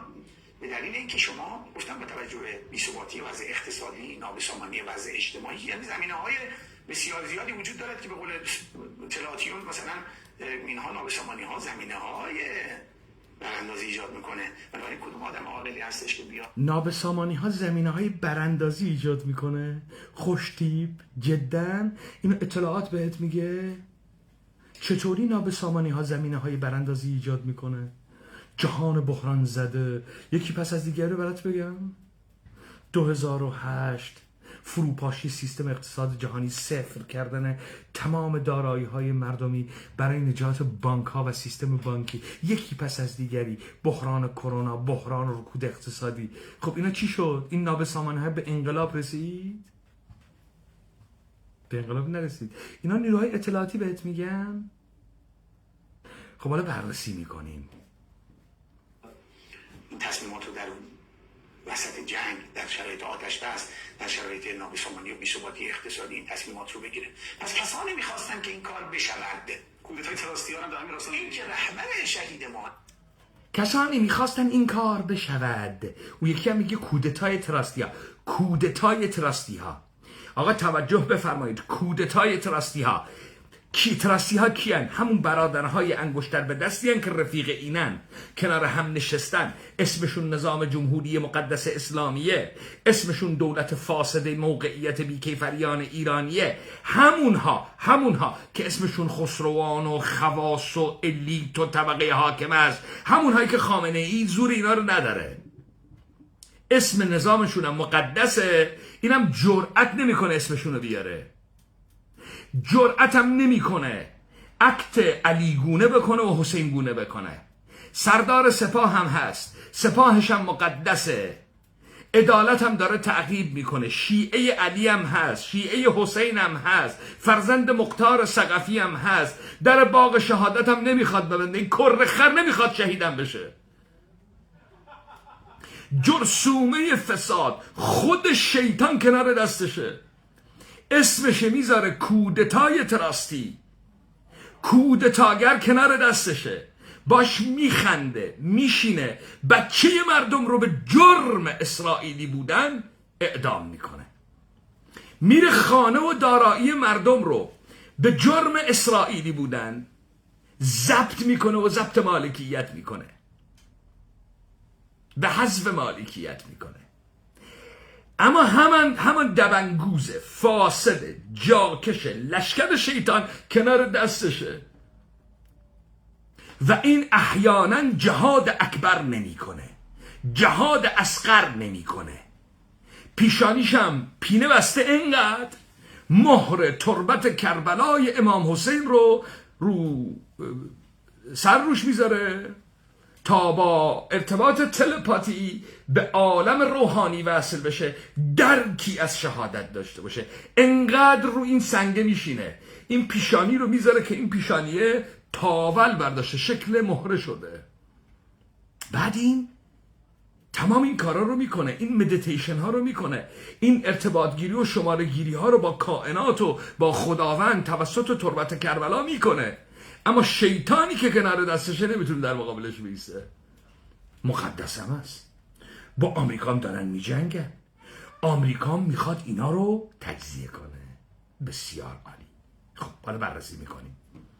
اعلام کردن این رو. من ابعاد و اضلاعش رو نمیخوام الان بگم، یک زمان خاصی. نه غلط نکن، ابعاد و اضلاعش رو بگو. کی میخوای بگی؟ کی میخوای بگی؟ بگو تو اونجایی که بگی، مشق و زنبه‌ای اگه نگی. بگو تو الان باید زبان مردم، چشم مردم باشی، امانت دار باشی. تو در بارگاه خداوند باید پاسخ بدی حق و ناس رو. چرا نمیگی نفوذ رو، شیطان رو، جانور رو، جنایتکار؟ چرا نمیگی؟ بعدن انشاءالله کی میگی؟ اونجایی که ما تحتت رو گذاشتی رو کرسی عافیت، اونجا میگی. الان چرا نمیگی؟ مثلث شومی که به دنبال این بودن که بعد از امام شهید ما رو رقم بزنند، تأکید میکنم بعد از امام ما را در 1404 رقم بزنند، بعد از امام شهید ما را رقم بزنند. سردار دبنگوز، این مفهوم من پسا علی خامنه ای. از ماجرای ژینابازی پسا علی خامنه ای آغاز شد. زنا رو آوردید لخت کردید، خودتون لخت کردید. همین بازی رو میخواستید پیش ببرید که الان دارید پیش میبرید. بعد از علی خامنه ای را کدومش بعد از علی خامنه ای بر بشمریم؟ بله، لخت کردن زنا بعد از علی خامنه ایه. روابط جنسی عجیب و غریب، این سیغه‌های پینک وسط خیابون رو دیدی تو بهش میگی ملت مبعوث؟ موشک صورتی، سیغه صورتی، جیپ صورتی. حالا چه اصراری دارید زن بسیجی چادری سیغه‌ای رو صورتیش کنید؟ یعنی ما فکر نمی کنیم که اینا قوای جنسی دارن، تحریک پذیری هم دارن، سان فرانسیسکو هم خوب بلدن برن، حتما باید صورتیش کنی؟ ملت مبعوث شده پس بعد از آقا کدومش بعد از آقا بود؟ زدن اسماعیل هنیه، زدن رئیسی، ماجرای دادگاه حمید نوری، پاک کردن تابستان 67، انداختن گردن 4-5 مهره، بعد پاک کردن رئیسی، بعد گراسین گرگ آبدارچی رو من ندیدم اعدام بکنید. در دادگاه انقلاب قاضی رازینی، قاضی مقیسه، یه گرگ آبدارچی که اسلحه رو در میاره، در کمال متانت با شلیک 3 گلوله 3 گراز رو میکشه در دادگاه انقلاب. اینا پس علی خامنه ای نبود؟ در زمان خامنه ای پس علی خامنه ای نساختید؟ آینده رو پاکسازی نکردید؟ پرونده های باز و استخوان های لای زخم رو سعی نکردید ببندید؟ تابستان 67، جلادانی مثل خلخالی رو، اسکیپ گوت هایی مثل رازینی رو پاک کردید. اسماعیل هنیه رو کی زد؟ خودتون زدید. نصرالله رو کی زد؟ خودتون زدید. قاسم سلیمانی رو کی زد؟ خودتون زدید. هواپیمای اوکراینی رو برای چی زدید؟ خودتون زدید. با چی زدید؟ با موشک سردوشی. من تحلیلش دارم. به همین خاطر 2 تا زدید. به همین خاطر رو باند فرودگاه زدید. به خاطر که دستگاه راداری نداشتید. دروغ گفتید. سامانه راداری پدافند ارتش جمهوری اسلامی که میداند از مرکز فرماندهی دستور میگیره، یکی رو از بیت رهبری با موتور فرستادید، با این موشکای سردوشی که الان اعلام میکنید باش هواپیمای F-35 میزنید، باش F-10 میزنید، با همون موشکای سردوشی 2 تا رو زدید به هواپیمای اوکراینی که رو باند فرودگاه بود، هنوز دید داشتید بزنیدش، تاریک بود. درسته، همون موقع من تحلیل کردم. پس علی خامنه ای چه بود؟ زنان رو بردیم لختشون کردیم. ما زنان جنبش بزرگ زنان بیایم. اون موقع یه کاری میخواستید بکنید که من نذاشتم. همین فسادی که الان میخواید بکنید، همین طرحی که الان میخواید بگی از آقا موجوده، یه چیزی از آقا موجوده. تو جبهه پایداری طرفدار احمدی نژاد که حالا رکب زدی به اون فاسدهای اصلاح طلب و این شیاطینی که با هم دیگه هستید، تو رکب زدی در روز کشتن علی خامنه ای به بیت رهبری و اونها، چون نمیخواستن سهم تو رو بدن. حالا به اونجا میرسیم. حالا هم تو به دنبال روایت آینده هستی. این جمهوری اسلامی روایت میخواد. تموم شد. شما نه شیعه بودی نه ایدئولوژی داشتی، اما یه مشت فاسد بی پدر و مادر بودی با انحصار فضائل و ارزش ها. تونستی انحصار اقتصادی، انحصار سیاسی و انحصار نظامی رو در دست بگیری، گردن کلفت بشی، اونجا بشینی، حالا صورتک عوض بکنی، قصه جدید بگی. یکی بود یکی نبود. ناسیونالیسم دیگه نیست. نداری، دروغ میگی، ملت نساختی. 90 میلیون توده فاسد متراکم در همه ایندیویدوال متنفر از هم ساختی. هیم داری بهش توهم میدی، هیم شکست میخوره، هیم عقده‌ای میشه، هیم بها میده، هیم توهم میدی. حالا شد کودتای تراستی ها بعد از علی خامنه ای. چه چیزی دیگه بعد از علی خامنه ای بود؟ حزب تمدن نوین اسلامی، حزب بعد از علی خامنه ای و جمهوری اسلامی بود که 4 ماه پیش همونی که جبرائیلی رئیسشه، یه مشت فاسد رو جمع کردید دور هم دیگه به نام عدالت اجتماعی.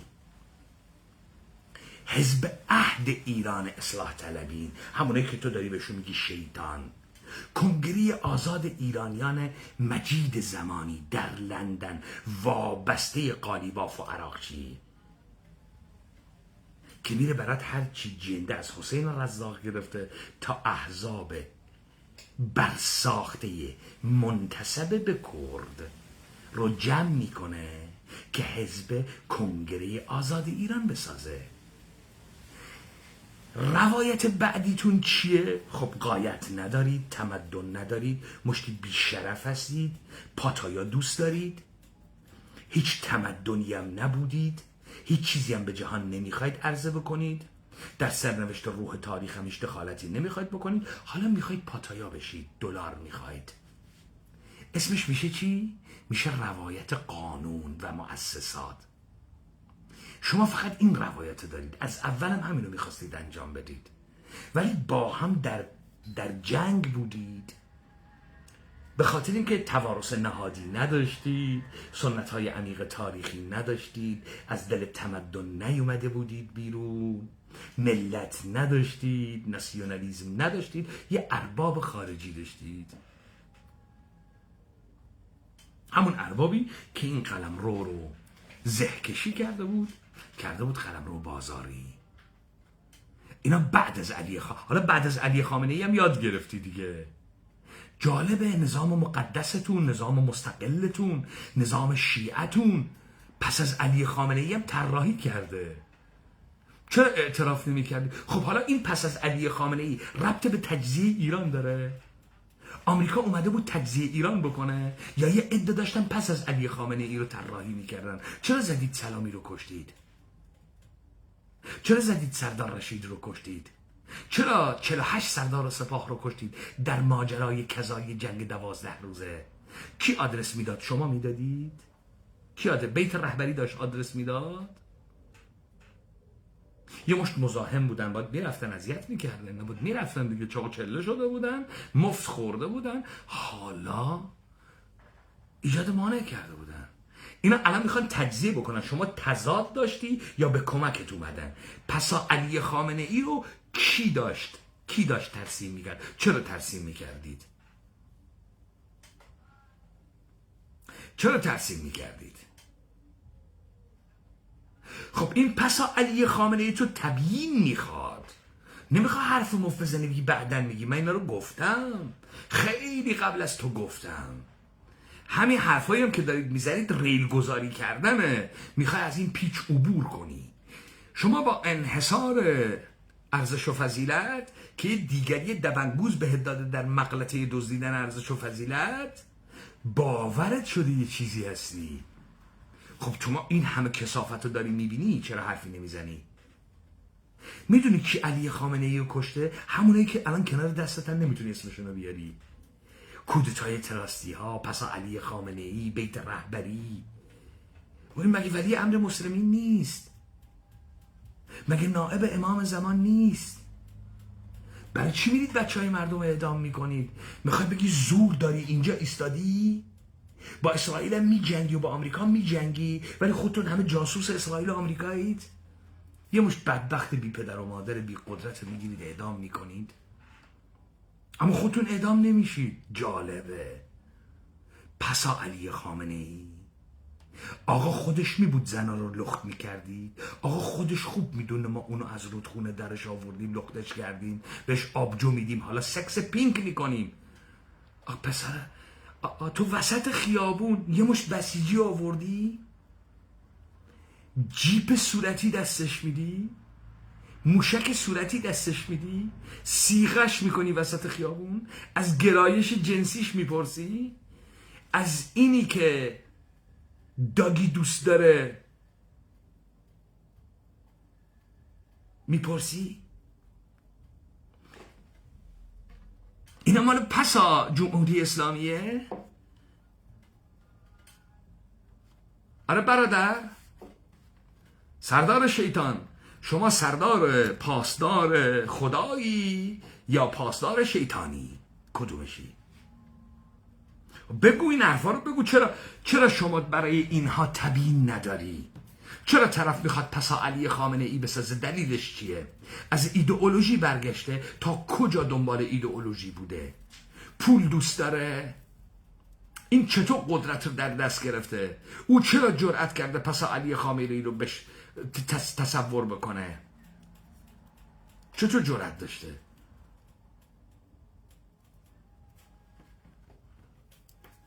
خطی از بیرون بود، اینها اومدن یک پاسبولی دادن به دشمن و نخواسته یک تصمیمی را گرفتن که این تصمیم منتج به کودتای دیماه شد.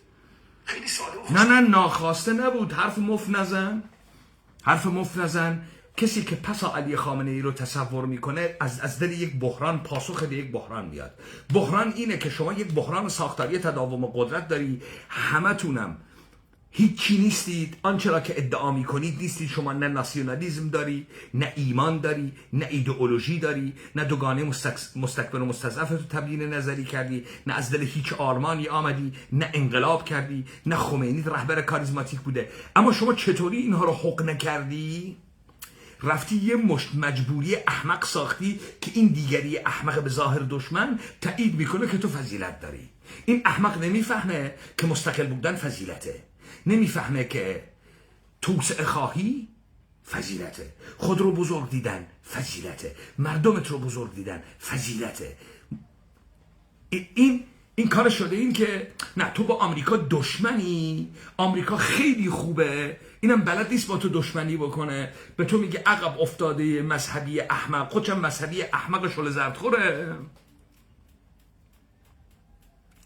او میره رقاص ترامپ و نتانیاهو میشه، اون نمیدونه که تو خودت زیرخواب ترامپ و نتانیاهو هستی، نمیدونه. بعد ناخواسته، چطور ناخواسته؟ شما مردم آوردی تو خیابون، نه شازده پهلوی. کسی با فراخان هیچ کسی، آقا طرف که اسرافیل نیست که بر این شیپور به دمد آدم ها رو بیاره تو خیابون، نه تیکه دروغگو.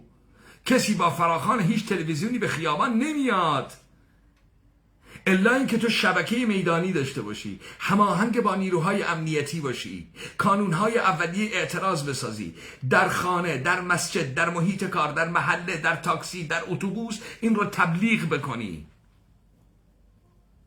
از همه زبانی، از همه چهره‌ای تبلیغ بکنی، جوری تبلیغ بکنی حتمی نشان بدی. هم شما در این بازی بودی، هم طرف مقابل. گرفتید از مردم 10,000 کشته گرفتید،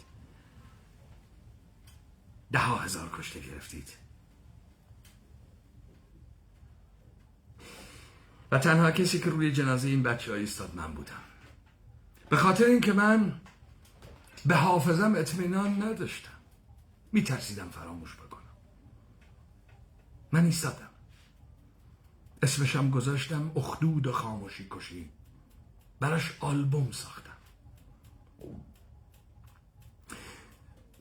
تا وقتی مادرش میره میرقصه و دچار نسیان میشه و فراموش میکنه و تو به راحتی ازش عبور میکنی، ما بقیه رو خونشون سرسره بازی میکنن که توان اسم گذاری و آلبوم سازی براش نداشتن. مارسل پروست وقتی احساس کرد داره حافظش از دست میده، در جستجوی زمان از دست رفته رو نوشت تا حافظش رو که از دست میده خاطراتش از بین نره. تو چرا نترسیدی مادر جاویدنام، پدر معشوقش که حافظت از دست میره فراموش میکنی؟ من فراموش نکردم، تو رفتی رقصیدی. تو الانم روش سرسره میری به خاطر اینکه خانواده شهید بشی، ازش گروه سیاسی در بیاری، دروغ داری میگی، اشک تمساح میریزی، برای آلبومت اسم نذاشتی، مفهوم نساختی، رو جنازش نیستادی، صاحب غمش نشدی، وجودت به درد نیامد. بابا بی شرف، تو نه وجدان داری، نه انسانی، نه روح داری. تو یه دروغگوی فاسد حراف پفیوز دوزاری هستی که خودم به زخمهای خودت میخندی. چطور نترسیدید فراموش کنید؟ روش اسم میذاشتید تا فراموش نمیکردید. کودتا، کشتارم شد اسم. من اسمشو گذاشتم اخدود خاموشی کشی. هادی ثروتی، تو الان داری بهش میگی کودتا. من هم موقع میدونستم شما اصحاب الاخدود، شما بیشرفایی که خداوند وعده سوختن شما رو در گودالهای آتش میده که اصحاب الاخدودید، که ایمانداران رو بیگناه در درون چاله های آتش میریزید. و اونجا خدا داره بهتون وعده میده که از همونجا الا جهنم میفرسته شماها رو. من میدونستم این کارو میکنید. گفتم این بچه ها بی گناه بودن، نمیدونستم بی گناه بودن، تو بازی شما افتادن. شما زدید اینا رو ذبح کردید، سوزاندید، قربانی کردید. اسمشو گذاشتم اخدود خاموشی کشی 18 و 19 دیما و مرثیه ها بر روی جنازه های اینها برای ثبت در آلبوم تاریخ این جانهای به یغما رفته تاراج رفته کردم. بیشرفای فاسد با تمام اعوان و انصارتون، با کمپوزیشنتون، با جاکش روشن فکرتون، شما یه مش دزد، یک مش مغلطه کن فضیلت، یک مش بیشرف کولیزاده جا کشید. لشکر شیطانید، لشکر شیطانید. واقعا در جهنم رو باید ببندن که اینجا پر از شیطانه.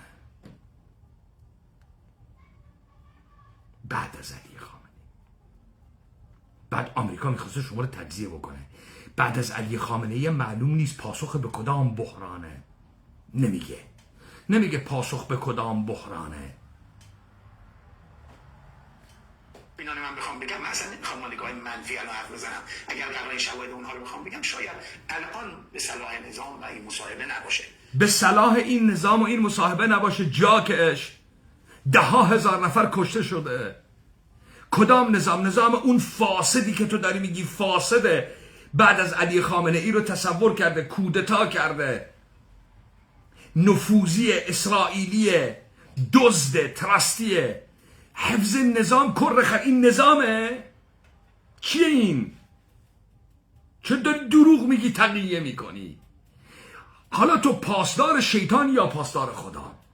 شکل اون نوحه‌ای هستی که از ابتدا پخش کردم. نه بشین با خودت روبرو بشو، تو کدومشی؟ اینقدر ایمان در وجودت هست؟ جرأت داری جلو آینه بشینی پیشانی داغ کردت رو نگاه کنی؟ به خودت چی میگی؟ مثل عموی حملت جلو آینه به خودت میگی بی شرف، جاکش، دروغگو، بچه دهاتی پاپتی؟ باورت شده شاه شدی؟ شیطان شدی یا؟ تو پادو و فاوستم نشدی هنوز؟ واقعا اینا رو میشینی جلو آینه به خودت بگی وقتی داغ میکردی اون پیشانیت رو با ایمان بود یا با گاز پیکنیک بود؟ با کدومش بود؟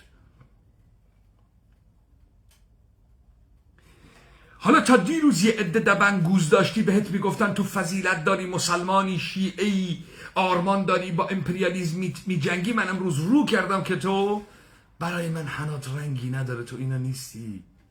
حالا تو فهمیدی، عیان شدی برای همه، دیگه در درون خودت هم میتونی مخفی باشی. چرا کار جدی نمی کنید؟ نه دیگه الان صلاح نیست. صلاح کی نیست؟ کشته دادیم، از هم فرو پاشیدیم، به فروپاشیدگی مطلق انسانی رسیدیم، بی اخلاق شدیم، رقاص شدیم، آماده خود قربانی کردن نیستیم، جاسوس دنیاییم. چه چیزی دیگه رو پدر سوخته میخوای حفظ کنی؟ چه چیز دیگه رو میخوای حفظ کنی؟ چی رو میخوای حفظ کنی؟ الان دقیقا چه چیزی از بین میره؟ شماها از جنگ داخلی میترسید، جنگ ما رو زنده میکنه. چرا ده گوه علکی میخورید؟ یک دور تسلسل باطل، یا اصلاحات یا جنگ. خب جنگ خوبه دیگه، چون از دل جنگ راه حل سوم در میاد. شما چرا همه پروسس ها رو میخواید پاک کنید؟ شما آردی هرچی جنایت کردید، آدم ها رو بی همه چیز کردید، همه رو فاحشه کردید، همه رو رقاص کردید، بچه بسیجی چادری رو صیغه پینکی کردید.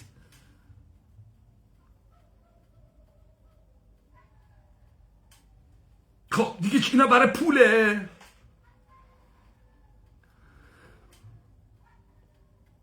دیگه طرف دنبال در باغ شهادت نمیگرده، دنبال دیلدو صورتی میگرده نشون بده که خیلی با کلاسه، خیلی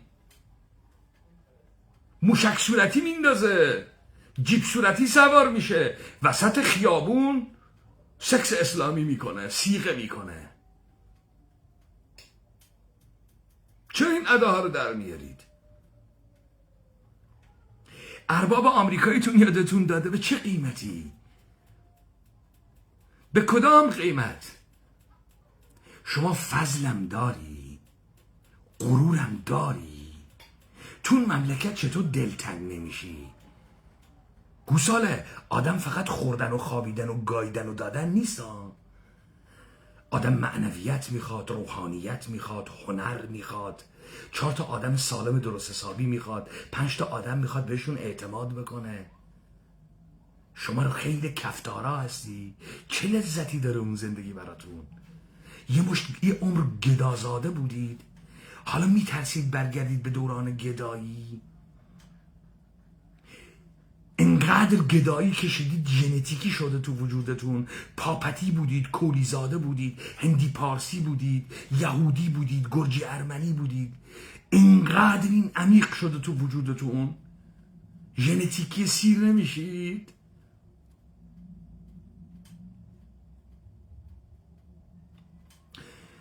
این همه تناقض رو چطور حل میکنی؟ چطور بعد از علی خامنه ای، چطور کودتا، چطور نظام مقدس، چطور آمریکا حالا میخواد تجزیه‌تون کنه، بعد آمریکا تجزیه‌تون نمیکنه چون نمیتونه، بعد نمیگی چطوری نمیتونه. این گند و گوهایی رو که میخوری چطوری میخواید جمع بکنید؟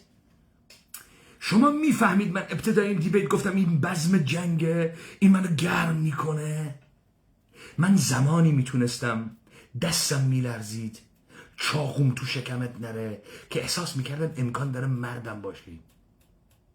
اوکی، من شیعه نیستم، تو هستی و تو بر اساس معتقدات خودت، باور عمیقی که به دین خودت داری و مسیر خوبی رو میخوای بری، مسیر تعالی وصل شدن به خداونده، اون وقت من در مقابل این ایمان تو، این باور مخلص تو، من نمیتونستم چیزی بگم. من در مقابل استقلال خواهید، مردانگیت، در مقابل آماده قربانی شدن برای خیرهای بزرگ، برای سرزمین، برای مردم، برای قصه مشترک، نمیتونستم، دستام میلرزید. حالا تو یه دبنگوز فاسد جاکش دروغگوی انحصاره و مونوپولی ارزش و فضیلت کنی که من لختت کردم، برای خودم لخت شدی. نه دیگه فقط من، عالم میدونه، خودم میدونی اینی. خب الان چی؟ الان فکر میکنی دستم میلرزه؟ فکر میکنی دستم میلرزه؟ دستم نمیلرزه. تو تبعات کاری که میکنی رو میفهمی؟ میفهمی؟ تو وقتی میگی این بچه جاسوس اسرائیل بوده میبری اعدام میکنی و من تثبیت میکنم رو سرت بعد سوار بر رخدادها یکی پس از دیگری اثبات میکنم تو خودت زیرخواب اسرائیل و آمریکایی، بر ساخته اسرائیل و آمریکایی. خون خودت چی؟ مباح نمیشه؟ وقتی وسط خیابون گلوتو میزنن کسی فریادت میرسه گلوتو جمع کنه؟ جدی میگم اینو، به اینا فکر کردی؟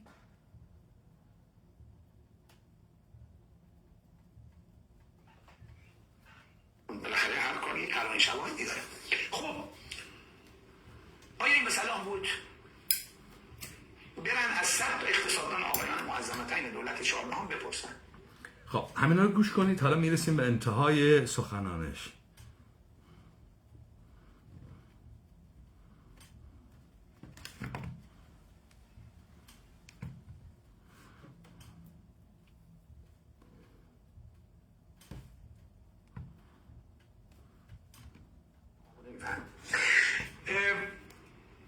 اون چیزی مسلمه است، ما در بیانیه باید این رو داشته باشیم که رهبر ما رو شهید کردن، حاکمیت ملی ما رو نقض کردن، استقلال ما رو مخدوش کردن، مؤلفه‌های امنیت ملی ما رو تهدید کردن.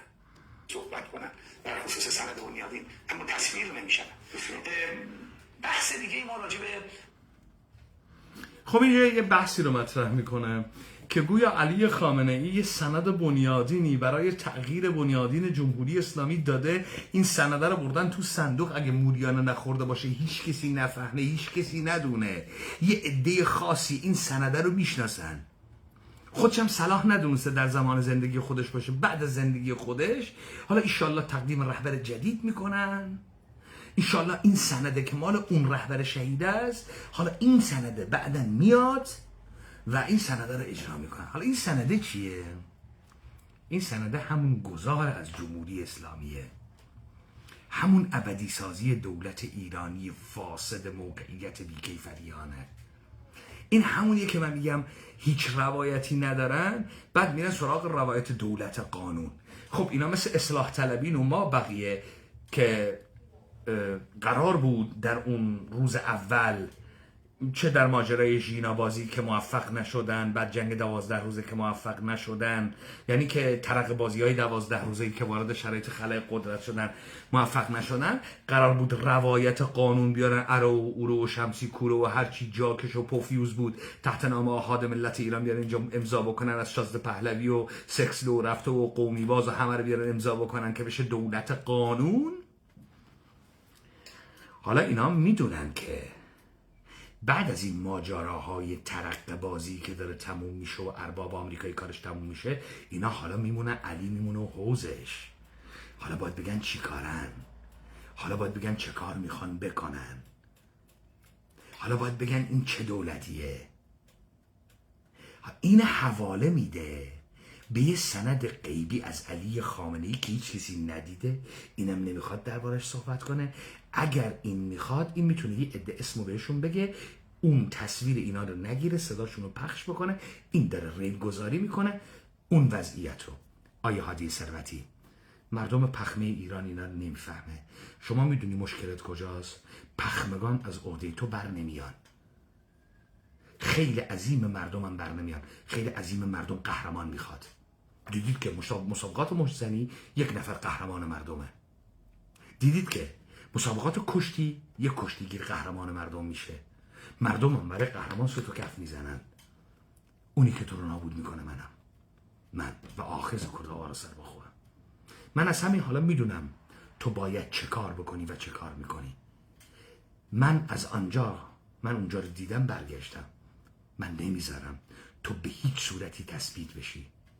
اینایی که داری میشنوی مباح کردن خونته. تو نه ایرانی داری، نه شیعه‌ای، نه خدایی داری، نه وطنی داری، نه ملتی داری.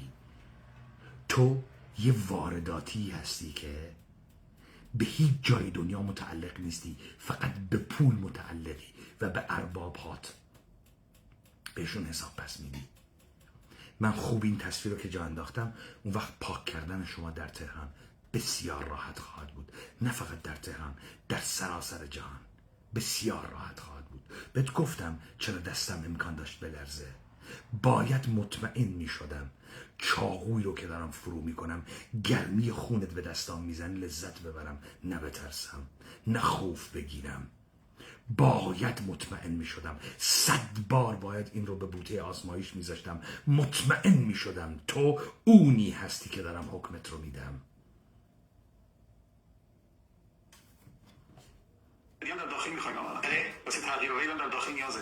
نقش ایران مشخص است. ببینید من حالا شاید بعضی کسایی این صحبتایی که الان دارم میکنم صحبت‌های جدید بشنون، من کاری ندارم که برخی از جریانات سعی میکردن یک رقابت‌های غیر متعارف ایجاد بکنن و بعضی‌ها آماده بودن برای اینکه از رهبر شهید عبور کنن، خدا از سر تقصیراتشون بگذره. این رو بعدا بعضی‌ها آماده بودن از رهبر شهید بگذرن، خدا از سر تقصیراتشون بگذره. این رهبر شهید نیست، این سید خراسانیه ها. این رهبر شهید نیست، این نائب امام زمانه ها. این رهبر شهید فقط نیست، این ولی امر مسلمینه. میدونی چند نفر رو به خاطر این ولی امر مسلمین کشتید؟ این رهبر مستضعفان جهان ها، حضرت آیت الله امام سید علی حسینی خامنه‌ای. چرا عبور میکردید؟ چطوری شما آرمانی داشتید، ولایت فقیهی داشتید، از این عبور میکنید؟ چطوری عبور کردید؟ خودشم عبور کرد؟ همتون با هم عبور کردید؟ یعنی الان عبور نکردید؟ عکس گرفتید؟ از چه چیزایی دیگه عبور کردید؟ شما چه حافظه هایی دارید؟ دقیقاً چه حافظه هایی دارید؟ حافظه دارید؟ یادآوری بکنید اون حافظاتونو، یا من برم براتون آهنگران بیارم مرا اسب سفیدی بود روزی، ولی حالا باید برید نوحه بخونید مرا جیب پینکی بود روزی. در قهوه خانه را نبندید، به موشک‌های صورتی نخندید. درسته؟ این نوحه جدیده دیگه، بدید سعید حدادیان براتون بخونه. خیابان را جای زیبایی بود روزی، مرا صیغه امر دلپذیری بود روزی.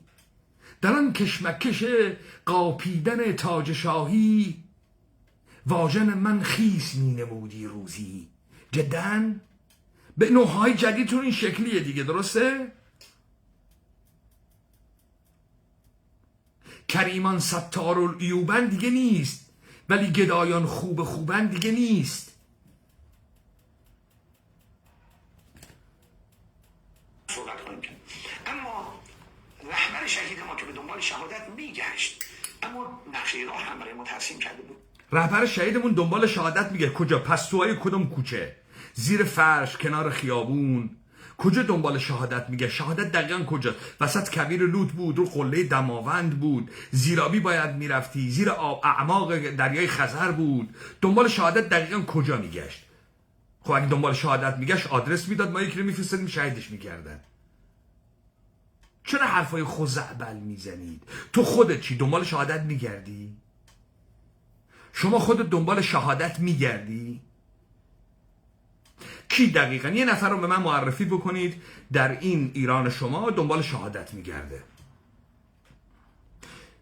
من حاضرم یکی رو بفرستم، ما تبدیل بشیم به جلاد منفور، او به شهادت برسه و به بهشت برین برسه. یه نفر رو به من معرفی بکنید که آماده است بره بهشت.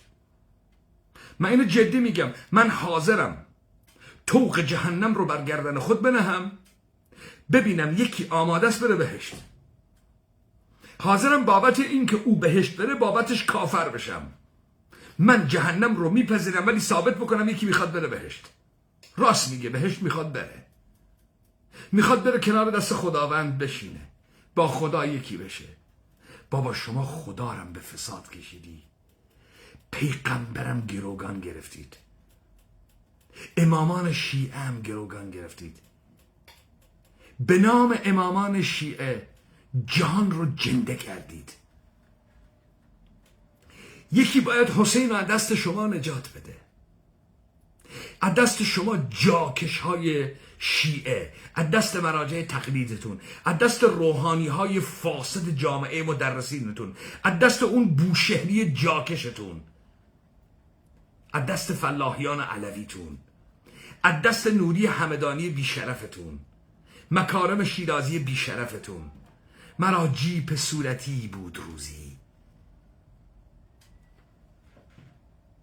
دارم یک چیز جدیدی میگم، گوش کنید. دقیقاً سند بنیادین انقلاب اسلامی برای نظام اسلامی برای رهبر شهید نوشته شده بوده، در دسترس هست. ممکنه خیلی کسا حتی مجمع تحقیق نداند.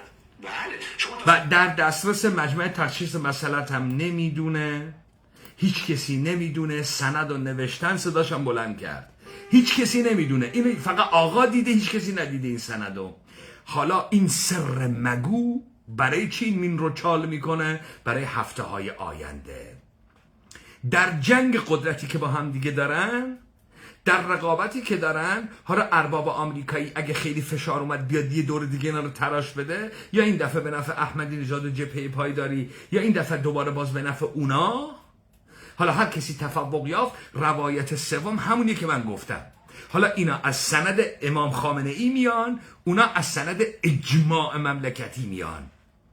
اونا میرن اپوزیسیون و کمپوزیسیون و جنده و دوزاری و قرازه میارن تحت نام تکثر و تنوع تا دولت قانون بسازن، تا موقعیت بیکیفریان جاکش ایرانی بسازن. اینا از سند مخفی شده. اینا کلا با امور خفیه و غیبت صغرا و غیبت کبرا و اینا بازی میکنن. اینطوری بازی میکنن. خب نداشته باشی میتوانی این نوشته شده بله چند سال هستش شهید بزرگوار سلامی هم میدانست، افرادی هم که الان اسم نمیخوایم ببریم الان زنده هستن. نبش تامشو دایجان ناپلئون دیگه شهادت بده تمام اونایی که الان نیستن. سردار رشید هم میدونه، آره شهید سلامی هم میدونه، شهید حاجی زاده هم میدونه، بگو شهید سردار نصیری هم میدونه، شهید علی لاریجانی هم میدونه. نه شهدا رو همه به شهادت بگیر، به قول خودت تمام مرده ها رو به شهادت بگیر، سندی دیدن. این آقا شهید رو می‌خواست این کار انجام بده. سردار شیرازی شهید جریان بودن، کسان دیگه هستن الان در جریانن. اگر لازم شد کسانی به بنده یقین مراجعه کنن، خصوصی بهشون میگم به کی، به چه کسانی مراجعه کنن. سند بنیادین انقلاب اسم با مردی که این چه سر مگویه که آقا میدونه، رهبر ولی امر مسلمین جهان شهید میداند، امت شریف به بعثت رسیده نباید بداند. این چه سر مگویه؟ خود رو کن سند رو دوست داشته باشیم براش تبلیغ کنن.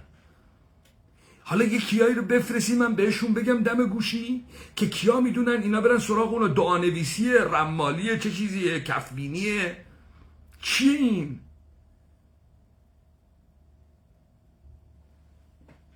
سال هاست نوشته شده. رهبر شهید مشکل انجام نشد. محظورات هایی بود، دولت هایی که میآیند باید اهتمام رو داشته باشن و بر اساس ببینید رهبر شهید ما در سال 79 سند چشمانداز رو اعلام کردن. خاطرتون باشه که ما اینجا با هم صحبت کردیم که بر اساس سند چشمانداز نقشه راهی ترسیم شد، افق 1404 ترسیم شد و اینجا بر اساس نقشه راه چون سیاست های لیبرالی و توسط تکنوکرات ها اعمال شده شد، ما اولیگارشی شما لیبرالی بله نتونستیم موفق میشیم که یک بار دیگه اینجا صحبت شد و دوستان میتونن به پیشینه این داستان و مصاحبه‌ها به اصطلاح مراجعه بکنن. این عدم موفقیت ناشی از یک نگاه است. خب این نگاه وقتی که دوباره همون اولیگارشی به تعبیر شما، همون نگاه، همون افراد تکنوکرات بخوان باشن اینو پیاده بکنن، قابل اجرایی شدن نیست. بس فکر کنید که امام سوم انقلاب دنبال همون تکنوکرات ها، همونایی که این بهشون میگه لیبرال، اون یکی میگه اولیگارش. اولیگارش میدونید یعنی چی؟ اولیگارش یعنی اشراف زادگانی که بر علیه قدرت که میشینن منافع عمومی رو فراموش میکنن، فاسد میشن و در جنگ منافع خصوصی خود به جان همدیگه به جان مردم میفتن. بینا میگن اولیگارش. اینه که بهشون میگن اولیگارش برای اولین بار اسم گذاشتم دلیل داشت. ببین اشراف نبودن، اینا یه مشت پاپتیه کولیزاده که به احتمال زیاد مادرشون کیسه کش حمام بوده، به احتمال زیاد، یا به احتمال زیاد جزو اون فاحشگان آورده دوران شهرسازی های برای کانون تجمع سازی و دولت سازی بازار انحصاری بودن که بازارهای انحصاری شهرها رو اینطوری می ساختن، می رفتن در حیطه هر مملکتی. اینا هیچ وقت با نیروی نظامی هیچ جایی رو نگرفتن به عنوان نیروهای استعمارگر، هیچ وقت. اینا میرفتن سرزمین‌های وسیع و گسترده‌ای رو پیدا می‌کردن که سبک زندگی اونها فرق می‌کرد، اینا یه مدل جدید یافته بودن. اینا همون کاری رو که می‌کردن این بود، میرفتن وسط این بر و بیابون یا جایی که محل عبور کانون جمعیتی نیست، شروع می‌کردن 4 تا 5 تا ساختمون می‌ساختن. یکیش یک کلانتری بود، یه مش چه می‌دونم غمکش، یکیش یه جنده خونه بود، یک قهوه خونه بود، یعنی که بعد یه هتل مسافرخونه و یه بازار کوچیکی. اینا بنای آغازین یه شهر بودن، شهرهای استعماری مثل جیمزتاون، مثل بوستون، مثل خیلی جاهای دیگه. برای درک این برید یه سریال نگاه کنید به اسم جهنم متحرک، اونجایی که دارن راه آهن رو در آمریکا توسعه میدن. به فاصله هر 30 مایل همین چیزایی رو که من گفتم، ایستگاه قطار میسازن، یک کلانتری میسازن، یه روسپیخانه. جنده ها و روسپی ها باید با کارگران باشند، باید این تستوسترون رو خالی بکنن. این کارگران نمیشه که اونم اینطوری پول در میارن. او کار میکنه رو ریل، اینم کار میکنه رو بدنش.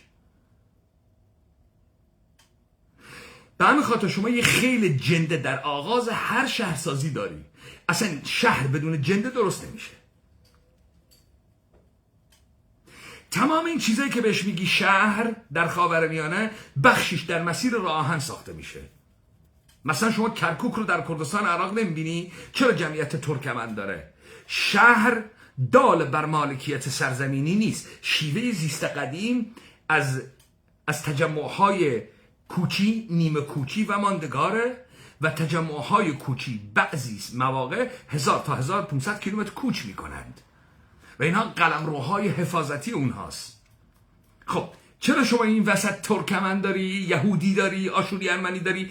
اینا مثل کارگران چینی، مثل کارگران ایرلندی، اینا یه مشت بی‌تبار، بی ریشه، مفلوک کوچانده شدن که میان در مسیر راه آهن کار میکنن. هر 30 مایل، هر 40 مایل اینا یه ایستگاه میزنن، اونجا رو شهرش میکنن، اینجا میشن ساکنین اونجا. بعد چون اینترتینمنت دارن و قهوه خانه دارن و جنده خانه دارن و بازار دارن و کالا میاد و کالا از دریا میاد و میاد اینجا، حالا یواش یواش بومی ها رو میکوچانند به اینجا.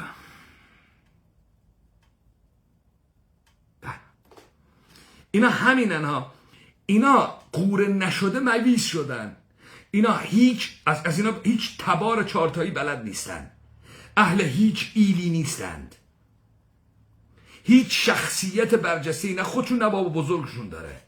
اینا 2 تا خاطر از بابا بزرگشون نمیتونن بگن. طرف قوره نشده مویز شده، یه پاپتی دبنگوز ناگهان به یمن ارباب آمریکایی، انگلیسی و سیکرت سوسایتی های جهان بر عریکه قدرت، جایی که نه ناسیونالیسم داره نه ملت داره، آنچه که اینجا وجود داره یه ساختار بوروکراتیک موقعیت بیکیفریانه که حالا اینجا اون میشینه و انحصار فضیلت میکنه. حالا به اینا میگن اولیگارش. حالا این اولیگارش های تکنوکرات نمیذاشتن آقا این کارا رو بکنه. آقا هم کی بود؟ نائب امام زمان بود. این حکومت هم چیه؟ مقدسه. این حکومت هم مستقله. آمریکا میخواسته این حکومت فاسد دبنگوز تکنوکرات های دلدزد کودتاچی رو احیانا سرنگون بکنه. پیدا کنید پرتقال فروش رو برای این ذهن پوزیده یا گوزیده به قول آقای رئیسی. اینم پروپاگانی اینها، پروپاگانی واقعا. از ترکیب بر این داریم که با نگاه انقلابی و جهادی صرفا می شود این مسیر رو ادامه داد. کاری که شاید آباری که الله با نگاه انقلابی جهادی چه شکلیه؟ مثل بوردوزر میره رو اینها له میکنی؟ خب بکن، چرا نمیکنی؟ خب منم همین نگاه رو ازت میخوام. جهادی انقلابی برو با گریدر از رو اینها رد شو. تو شربت شهادت مینوشی، تو از خدا، تو از مرگ نمیترسی، تو داری گریه میکنی میگی در باغ شهادت رو نبندی، داری میگی رهبر داشت دنبال شهادت میگشت زیر فرش کنار موکت، چه میدونم گوشه خیابون ستاشگاه رو کنار میزد ببینه شهادت کجاست. شهادت همینجاست برادر، همینجاست. بزن تمام جاسوس های اسرائیل رو اعدام کن. برو اقلیم کردستان 3000 تا سرباز آمریکایی بکش به تقاضا دختران میناب. رو جنازه های بچه های اخدود خاموشی کشی بیست. هر کسی دخیل بود در این کار رو بگیر، اعدام کن، بکش.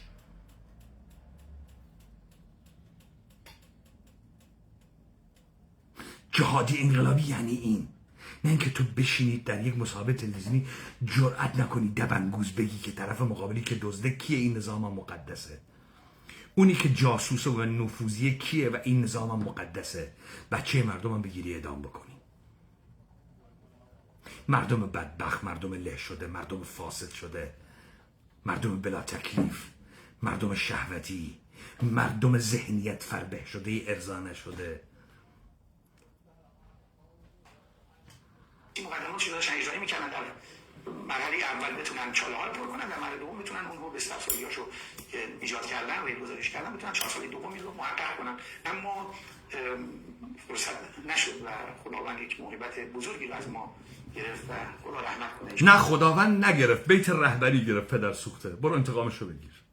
خداوند نگرفت، همین رفیقای خودتون در این نظام مقدس گرفتن. خداوند ازتون نگرفت. من دلیلش هم گفتم. از ماجرای از لو رفتن فایل لو رفتن محمد منتظری ناگهان شد که میدونم محمد رینگوی داداشش فایل لو داد. شما گفتی جیز بد وای نکن، چرا از این کارا میکنی؟ فایل لو داد. بعد متقابل این دادگاه حمید نوری، اون دادگاه کسایی که من نقد کردم، بعد متقابل این کشتن رئیسی، قاضی مقیسه، رازینی. راستی کون قاتل 3 شهید دادگاه انقلاب کی بود؟ این آبدارچیه کی بود؟ برادر امنیتی بود؟ از بیت رهبری کی بود؟ اما تأکید میکنم سند بنیادین انقلاب اسلامی وجود دارد. اگر کسانی هم نمیدانند که نمیدانند حتی من میدونم شما از آستینتون از امداد غیبی هر چیزی رو میارید بیرون. سنده به چه دردی میخوره مهمه. شما باید به نام علی خامنه ای و تایید رهبر شهید که او وصیت کرده حالا عبور بکنید از جمهوری اسلامی، یک نظام سکولار. ببین نگاه کن، نشانهاش داری میبینی. مرا جیپ صورتی بود روزی. این اون وقت همون پسا علی خامنه ای که از جینابازی به بعد شروع کردید، یکیش هم این سند است. برای چه چیزیه؟ برای اینکه روایت بدید به فاز سوم موقعیت بیکیفریان ایرانی، ملت نداشته ملت غیبی، ناسیونالیسم نداشته ناسیونالیسم غیبی، تبار نداشته تبار غیبی. شما ما میدونیم شما از این بازی ها میخوای در بیاری. حالا سندت رو کن. اوضاع داره خوب پیش میره. شما هی جهادی نباش، هی انقلابی نباش، هی دروغ بگو، هی تقیه بکن، هی فاسد باش. شما از این کارا بکن. هی هم بگو جهادی انقلابی، هی هم ادا در بیار. اینا پاسخ داره. بعدن تاوانشو میدی. اینا رو میفهمی. اینا این مردم عادی بهت نمیگه ها، کسی داره بهت میگه. داره میگه که باید خونتو مباح میکردم، باید وقتی مثل سگ میکشمت خودتم بدونی مستحق کشتنی، بدونی. مسئولین مجمع تشخیص مصلحت نظام هم نمیدانن، ولی این دارم بهت نشون میدم که خواصم ها، عوام نیستم ها، خواصم. سیاست رو میفهمم، بازی های سیاسی رو میفهمم، همه چیزی میفهمم. به همین خاطر میتونم دست تو رو کنم. به همین خاطر من میتونم با تو بجنگم. من میتونم پرده پندار رو کنار بزنم. الان چرا که میگویم از دستم برمیاد. من عوامی نیستم که در اثر شور و هیجان اومده باشه تو خیابون بعد پشیمون بشه بره خونه. نه، من دارم اتفاقا به نیت نابودی تو دارم ریل گذاری میکنم. این رو هیم دارم پرده های پندار رو بیشتر کنار میزنم. وجود دارد، نوشته شده است، در قالب دکترین تدوین شده است و اجرایی شدن این رو انشالله رهبر بزرگوار ما اگر تشخیص دادن اجرایی خواهند کرد و در زمان مناسب. البته حتما ملاحظاتی وجود داره. الان ما در وسط جنگی، دشمن اصلا نمیشود اعتماد کرد، بسترسازی های باید باشد، آمادگی های باید ایجاد بشود و ما اگر این را اعمال بکنیم آینده جمهوری اسلامی، افق موفقیت جمهوری اسلامی تضمین آباریکلا. این از همون بسترسازی هاست که عبور میکنید دیگه. تو امریشا رو میزنی و حالا برای ظهور امام زمان بیایم فساد بکنیم تا زودتر ظهور کنه. درسته؟ حالا دیگه بیایم و هر کاری دلمون میخواد بکنیم و فشار بدیم امام زمانو که بیاد. اون تا باید بالاخره این جنگ رو معاملا سوژه بحث بعدیمون روی همین الزاماتی تغییر من شاید با یک نگاه بدون تصویر کسانی رو بگم صداشون رو ضبط کنیم که بیان همین رو صحبت کنن در خصوص سند بنیادین. اما تصویر همین کارو بکن. منتظر سند بنیادین بی تصویرتون هستم. خب سردار پاسدار شیطان همین کارو بکنی یا منتظرم ببینم چطوری میخوای جا بندازی. ببین من جادوگری و رمالی هم بلدم و فکر نکنی با جادوگری رمالی میتونی بازی رو ببری یا حواست باشه. طلسم تو باطل میکنم و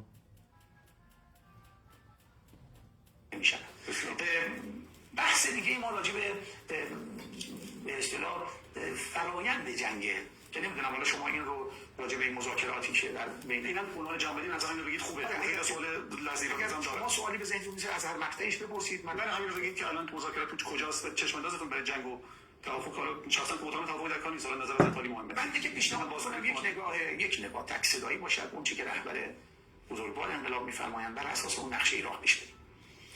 اگر میفرمایند که سند 18 ماده‌ای 14 ماده‌ای 10 ماده‌ای هر کدوم هست، ببینید من به محتوای بیانیه ها اعتقاد دارم، به محتوا، به اینکه منم به محتواش خیلی اعتقاد دارم، به محتوای شما اعتقاد دارم. شما نمیتونی شعاری رو بدی که بهش معتقد نباشی. بریم سراغ محتوا. باریکلا. جریان چه روشی میخواد اجرا کنه یا نکنه اصلا مهم نیستم. میگم جریان ها معنی ندارن اینجا. یک نگاهی که اصالت دارد. ما چند مسئله برامون خیلی مهم هست که من اینا رو میگم. یک، رهبر بزرگوار و حکیم جهان اسلام رو زدن. شاید یک رهبر بی‌نظیر بعد از امام ما کسی رو نداریم به تعبیر افلاطون. باریکلا. رهبر بی‌نظیر رو فقط نزدن، نائب امام زمان بود، ولی امر مسلمین بود، مرجع عالی قدر شیعه بود، یک رهبر مذهبی بود. اینو زدن کشتن. حالا ببینیم تو چه موضعی میخوای بگیری. و اینها که دنیا بر محور حکیمان و فیلسوفان و فرزانگان باید بگردن نداشته ایم. ما تعارف نداریم. 50 سال آینده خواهند فهمید که خمینی که بود، خامنه‌ای که بود. و نه نمیخواد از این تعابیر بکنی. از این اوصافی که بابتش مملکت داری کردید، نیم قرن ادعا میکنید حکومت ایدئولوژیک دارید، از همین اوصاف استفاده کن. نائب امام زمان، ولی امر مسلمین جهان. شما بابت این آدم ها کشتید. رو همین وایسید دیگه. نمیخواد بگی فرزانه بود، علم داشت، از پرده غیب آمده بود. نمیخواد اینا رو بگی. همون کافیه. نائب امام زمان بودن خیلی کافیه. ولی امر مسلمین جهان بودن خیلی کافیه. مرجع عالی قدر شیعه بودن خیلی کافیه. ترورش کردن. خودش، زنش، پیرزنش، عروسش، دخترش، نوش. خب اینها این بزرگواران چه به اصطلاح رسالتی در تاریخ بر عهده داشتن و انجام دادن که مردم رو سعادتمند بکنن. علل حساب بالاخره حالا شاید در وسط در کنار آبی اهمیت، در کنار دریای اهمیت آب نمیفهم. جد احمد چی فهمیدیم؟ رسالتشون رو میدونم چیه. رسالتشون این بود که ملت ایران رو جنده بکنن. جنده کردن.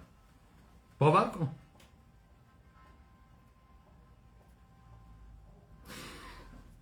میدونی چطور جنده کردن؟ شعر ایرج میرزا یادته؟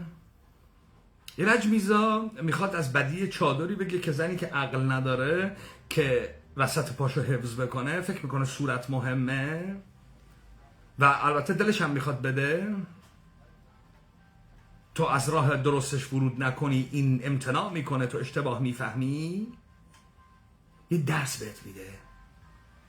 زنه رو میاره خونه به بهانه دادن یک پیغام واهی. زنه اگه نمیخواست بده پیغام واهی رو هم نمیخواست بشنوه. به من چه کسی چه پیغامی داره، چرا باید بیام تو خونه؟ پس زنه میخواد بده، اما این احمق نمیفهمه. بهش میگه که این چادره رو بردار. شما به جنده هم بگید جنده است، بهش بر بخوره.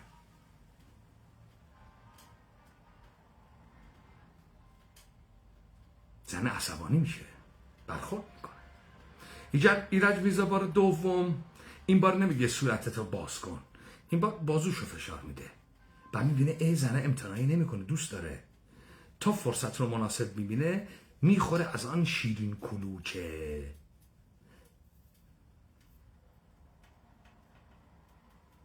یه سان فرانسیسکو با زنه میره، ولی این زنه میگه که چون اسمت اندر چهرش بود، از اول تا به آخر پیچه نکشود.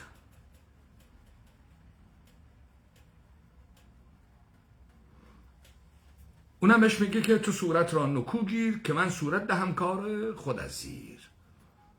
حالا شما چه کار کردید؟ رسالت تاریخیتون چی بود؟ در جمهوری اسلامی پرفکت بود، عالی بود. چی بود؟ خب این مردمی که 12 میلیونش جمعیت شهری بودن، 26 میلیونش جمعیت دهاتی بودن، کارکرد فاز دومی که انقلاب نبود خمینی رو باید می آوردن این بود. محمد رضا پهلوی دیگه نمیتونست تابعیت سازی بکنه برای این سیستم بازاری، تا دولت ملت جمعیت سازی بکنه. این کارو خمینی میتونست بکنه، به خاطر اینکه یه سری بار تقالید و آدابی که بر دوش این مردم به نام سنت بود اجازه نمیداد تا از اینها بی همه چیز هیچ و پوچ فاسد بسازی. اولین راهی هم که بایستی از بین میبردی زنا بودن. زنا اگه مدرسه نمیرفتن تو نمیتونستی که این اوهام رو تو ذهنشون بکنی. چه کار کردی؟ اومدی شدی نماینده خدا بر روی زمین. تو که شدی نماینده خدا بر روی زمین، اخلاق فردی تعطیل شد. تو شدی نماینده خدا. تو منکرات درست کردی، تو اماکن درست کردی، تو یه سری قوانین شریعتی آوردی. تا چه اتفاقی بیفته؟ تا طرف دست از اخلاق فردی برداره، از تنفری که از تو داره دست از اخلاق فردی برداره، نه اعتمادی که به تو میکنه دست از اخلاق فردی برداره. لذا دخترش فرستاد مدرسه. پسر بچه ها دختر بچه ها در دوران کودکی از هم جدا بودن. در قلیان بلوغ جنسی آدم های سکسلس، ناآشنا به جهان همدیگر، در دانشگاه با هم ادغام شدن. و این شما بودید که در جمهوری اسلامی با اون رهبرانتون که رسالت تاریخی زندگی مردم ایران رو داشتن، دختر و پسر، زن و مرد، پیرزن و پیرمرد، 2800 خورده دانشگاه ساختید. دانشگاهی درپید که هم پولسازی بکنید، هم وقت اینها رو به بتالت خرج کنید تحت نام میریتوکراسی، هم نیروی مطیع استثمار پذیر بسازید با خزعبلات دانشگاهی و مدرکی، هم به بهانه کسب مدرک و آینده و توسعه طرف حاضر بشه از کرمانشاه دخترش بفرسته عراق، پسرش بفرسته عراق، یا براش خونه کرایه کنه یا خوابگاه دانشجویی. پسر معتاد، پسر فاسد، دخترم هر کاری دلش بخواد بکنه. این شد حکایت چه؟ اینا دیگه نگفتن بیاید برید با هم رابطه جنسی برقرار کنید، یه جایی گفتن ممنوعه، به اینا فشار آوردن، بعد یواشاش اینجا رو فشار دادن. حالا طرف برعکسش رفتار کرد. چه اتفاق افتاد؟ همه جنده شدن،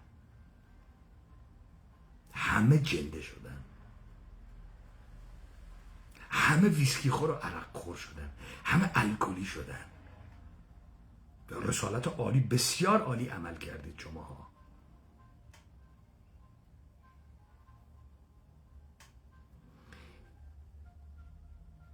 ژینابازی رو زنا زور داشتن رو سری رو انداختن.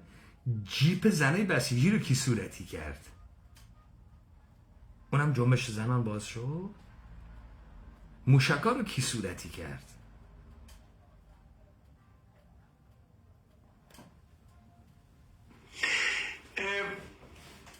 اون چیزی مسلمه است. ما در بیانیه باید این رو داشته باشیم که رهبر ما رو شهید کردن، حاکمیت ملی ما رو نقض کردن، استقلال ما رو مخدوش کردن، مؤلفه های بسیار عالی. خیلی دوست داشتم این حرف تو. رهبر شما رو شهید کردن، مؤلفه های شما رو از بین بردن، استقلال شما رو زیر پا گذاشتن. 3000 تا سرباز آمریکایی الان در سلیمانی است. شما هم سردار سپاهی. میگنم زور دست سپاهی است. ترقه در نمی کنی. 3000 تا کشته از اینا به تقاص دخترای مینا میگیری. 4000 تا کشته داشتید از مردم سیویل. 168 تاش دخترای مینا بودن. 3000 تا سرباز آمریکایی در سلیمانیان. خاندان طالبانی جاکش شما. محمد حاجی محمود جاکش شماست. مسعود بارزانی جاکش شماست.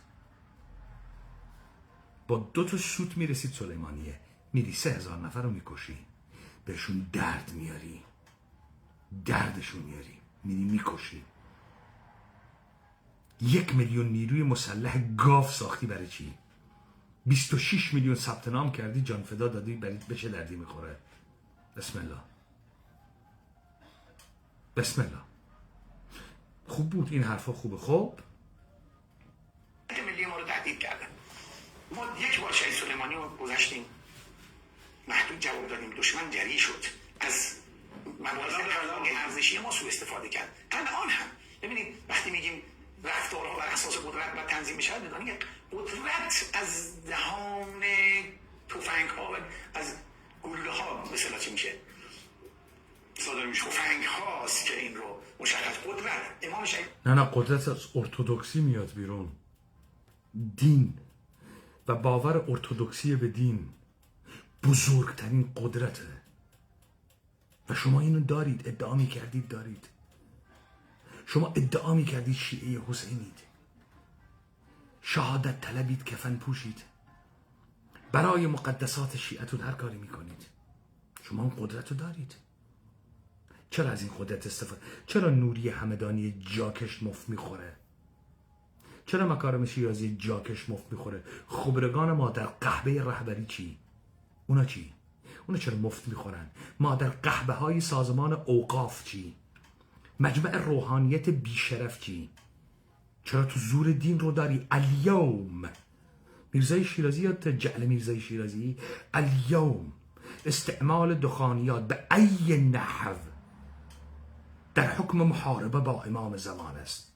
بده فتوا بده، مادر قهبه فتوا بده، فتوا بده. توافق صلح نمیخواد بری به آمریکایی بگی من تقاص میخوام ترامپو برام کت بسته بیارید. تو اوردی ارتودکسی دین رو داری، نباید اجازه بدی یک بار دیگری یک یهودی، یک مسیحی، یک کافر صلیبی، نه حرف خودتونا، ما شما یاد گرفتیم، به ساحت امر قدسی شما تجاوز بکنن. شیعه جاکش به چه درد میخوره؟ رهبر مسلمین جهان رو میکشند. تشیع و کربلا رفتن و محرم رفتن اگر برای جندگی نباشه، برای تعالی روح و درس از حسین و اظهار پشیمانی و یا لسارات الحسین با حسین کشته شد، اگر قرار درسی بده و این درس شهادت طلبی در به قصاص رساندن قاتلین کافر رهبر مسلمین جهان نباشه، به چه درد میخوره؟ به جندگی؟ کم آوردی تو جندگی؟ به چه درد میخوره؟ برای چی این کارا رو میکنید؟ این دیگه توافق نامه نمیخواد، این فتوا میخواد، وگرنه تمام گردن کلفتای جاکش مرجع تقلید شیعتون رو هر کسی وسط خیابون بگیره بهشون تجاوز میکنه. چون شماها مثل این که هر کسی بهتون تجاوز نکنه اشتباه میکنه. شماها خیلی پپه و پینکید، خیلی صورتی هستید، بدجوری لذت بردن از معقد و واژن براتون رؤیایی شده. اینجا امر قدسی، امر ارتودکسی نیست. چرا نیست؟ انقلابی جهادی یعنی این. جهاد میدونید یعنی چی؟ فی سبیل خداوند، فی سبیل دین. کو؟ فی سبیل چی؟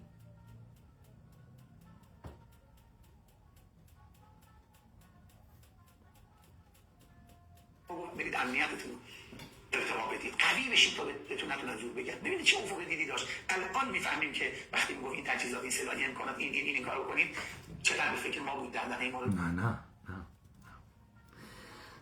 ببینید نگاه کن، شما حالا میگی رفتی قوی شدی، پهپاد ساختی، یه جایی نشستی دست میذاری رو دکمه، یه پهپادی میره یکی رو میزنه. قوی شدن این بود شما آدمهای ایمانداری میبودی، جاکش نمیشدی، دروغگو نبودی، گدازاده نبودی.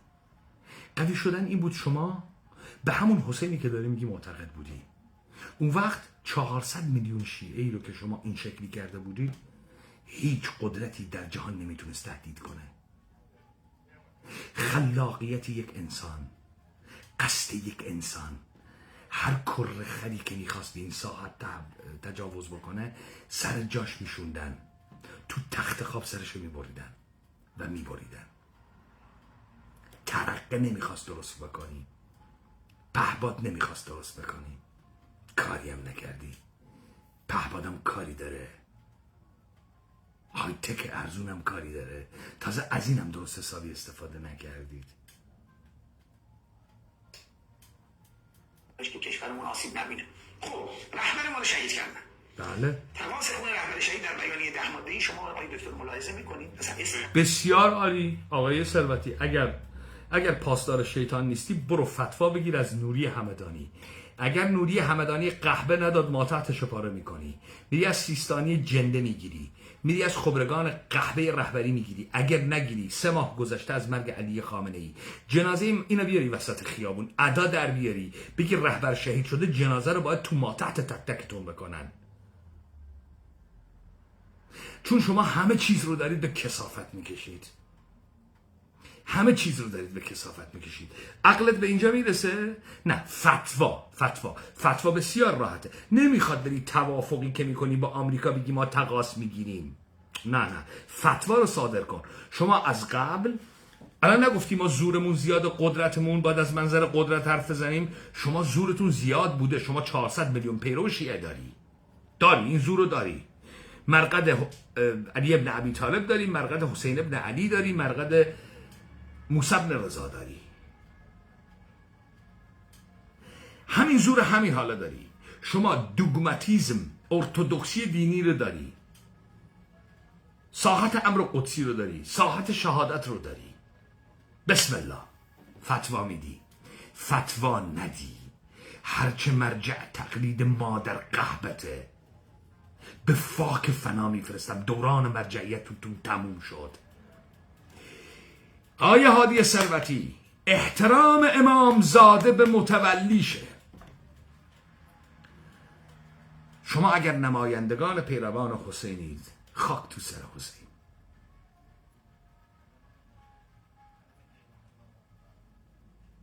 فتوا میدید 2 میلیون آخوند جاکش لواطکار درست کردی، سازمان اوقاف بسازه تا از بنیاد مستضعفان آستان قدس رضوی و بنیاد امام و چپاول بکنه تحت نام انفال، از کوه و جنگل و بیابان و چاه نفت رو چپاول بکنه طبق اصل 45 قانون اساسی فاسدت. اینجا فتوا ندی. باید امامه ها رو به ما تحت اینها فرو کرد. گفتم عدالت آنیست از منظر فلسفه اسلامی و ارسطو که هر چه را لایق دارد به او بدهی. مرجع تقلید شیعه رو برای این ساختن تشیع، اسلام، امر قدسی آسیب نبینه. اینجا باید فتوا بده. مرجع تقلید رو برای این نساختن کیوم بده، جنده بازی بکنه، پول بدزده. کارشو میکنه، فتواشو نده. عین ناعدالتی اگه اینو اکون دار نزنی. احترام میخوای، احترام رو بگیر از دیگران. شهامتتو نشون بده. نگو دنبال شهادت میگردم زیر فرش. گوشه موکت. فتوا میدی. این حرف شما خنده‌داره. بری به آمریکا بگی من میخوام تقاص پس بگیرم. تقاص رو پس بگیر، حکم رو صادر کن. این مرگ سرگردان شبحگونه رو بر فراز رؤسای پنتاگون، CIA، ادمینستریشن ترامپ، ادمینستریشن بنیامین نتانیاهو، فاسدین حوزه خلیج فارس، آل صباح و آل نهیان و آل سعود و اینها صادر کن. فتوا، اجماع دبنگوزهای فاسد شیعه به نام مراجع تقلید شیعه، همه با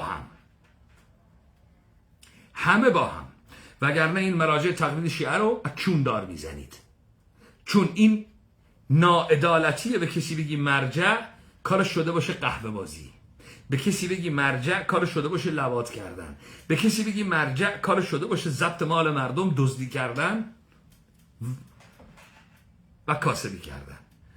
مرجع باید هدایت امور مسلمین را به دست بگیره. اونجایی که کسی نمیتونه تصمیم بگیره، اونجایی که به امر قدسی و ساحت امر قدسی و هویت اسلامیشون تجاوز میشه، باید تا آخرین قطره خون بیسته، باید بیسته. اصلا هم این کاری ندارم که اونا خامنه ای رو قبول دارن یا ندارن.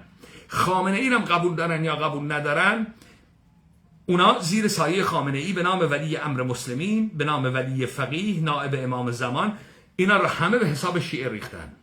وقتی کرک و پرتون رو ریختن، حالا دیگه کسی براتون حسابی باز نمیکنه، هیچ کسی جدی نمیگیرتون، به خاطر اینکه کسی جدی بگیره شما رو. وقتی داری سینه میزنی احترام بگیره تو رو، خودت احترام خودتو نگه میداری تا اون وقت احترام از دیگران بخوای. تا وقتی تو داری سینه میزنی کسی بهت نگه آدم احمق دروغگویه، بگه آدم دردمندیه که در فراق خداوند از طریق حسین میخواد بره.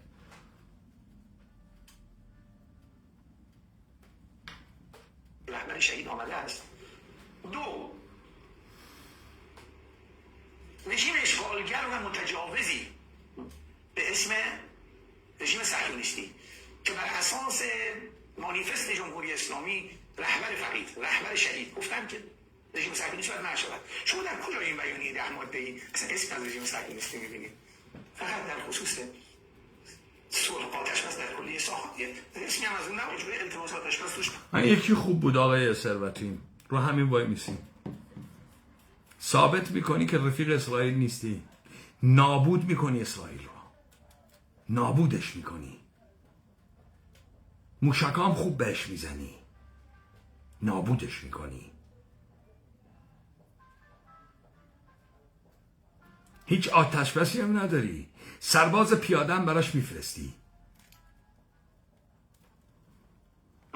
آمریکا متجاوز است. کیا هول شدن یهو آمریکا گفت باشه 10 بند شما رو قبول میکنن، یهو اومدن به مردم پالیس غلط دادن. آقا آمریکا پذیرفته. اگه تشکیل بچه الان چرا دارید بحث میکنید؟ سر چی دارید بحث میکنید اگه آمریکا پذیرفته؟ پس به نظر میاد که این مقداری اینها با هم همخوانی ندارد. من جهت استحضار مدعیانی که میگویند ما تونستیم آمریکا رو به اصطلاح مجاب بکنیم به این بیانیه توجهشون جلب میکنم. پس الان دارید رو چی داریم مذاکره میکنید؟ 4، اگر آمریکا تجاوزگر است چرا رسما نیومدید بگید که آمریکا اعتراف کن که من تجاوزگرم؟ چرا سازمان‌های بین‌المللی رسما اعلام نمی‌کنند که آمریکا متجاوز است؟ خب بسیار عالی آقای هادی ثروتی. خب اینی که رفقاتن این کارا رو نمی‌کنن، تو به عقلت میرسه حداقل با یک کلاه شرعی همینا رو مطرح بکنی؟ چطوری اینا رفیقتن به مصلحت نظامند؟ چطوری اینا نظام مقدسند؟ چطوری اینا استقلال بودن آمریکا میخواست بیاد تجزیه بکنه؟ این همون مشکل بحران ساختاری بود؟ این همون انقلاب نکرده بود؟ این همون ملت نداشته بود؟ این همون دولت نبود تاریخی بود؟ این همون تمام باگ‌هایی بود که از پس این ساختار آوردید؟ حالا اربابتون میخواد وارد فاز سومتون بکنه؟ حالا میخواید با اینها گول سر کی بمالید دقیقاً؟ خب بزنید همدیگه رو حذف کنید، بزنید. این همه جاسوس دولو برته، خون بیگناه دامنتو میگیره ها. اینه که دارین میکشی گاو و گوسفند نیستن، یه کمی هم آدمن.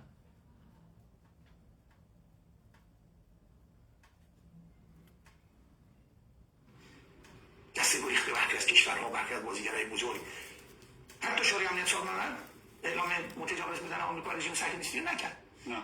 وقتی این بشه ما میتوانیم درآمد بگیریم. ایران پیش‌نویس داره. ببین اگه من شماها رو فشار نمیدادم این حرفا رو نمیزدی.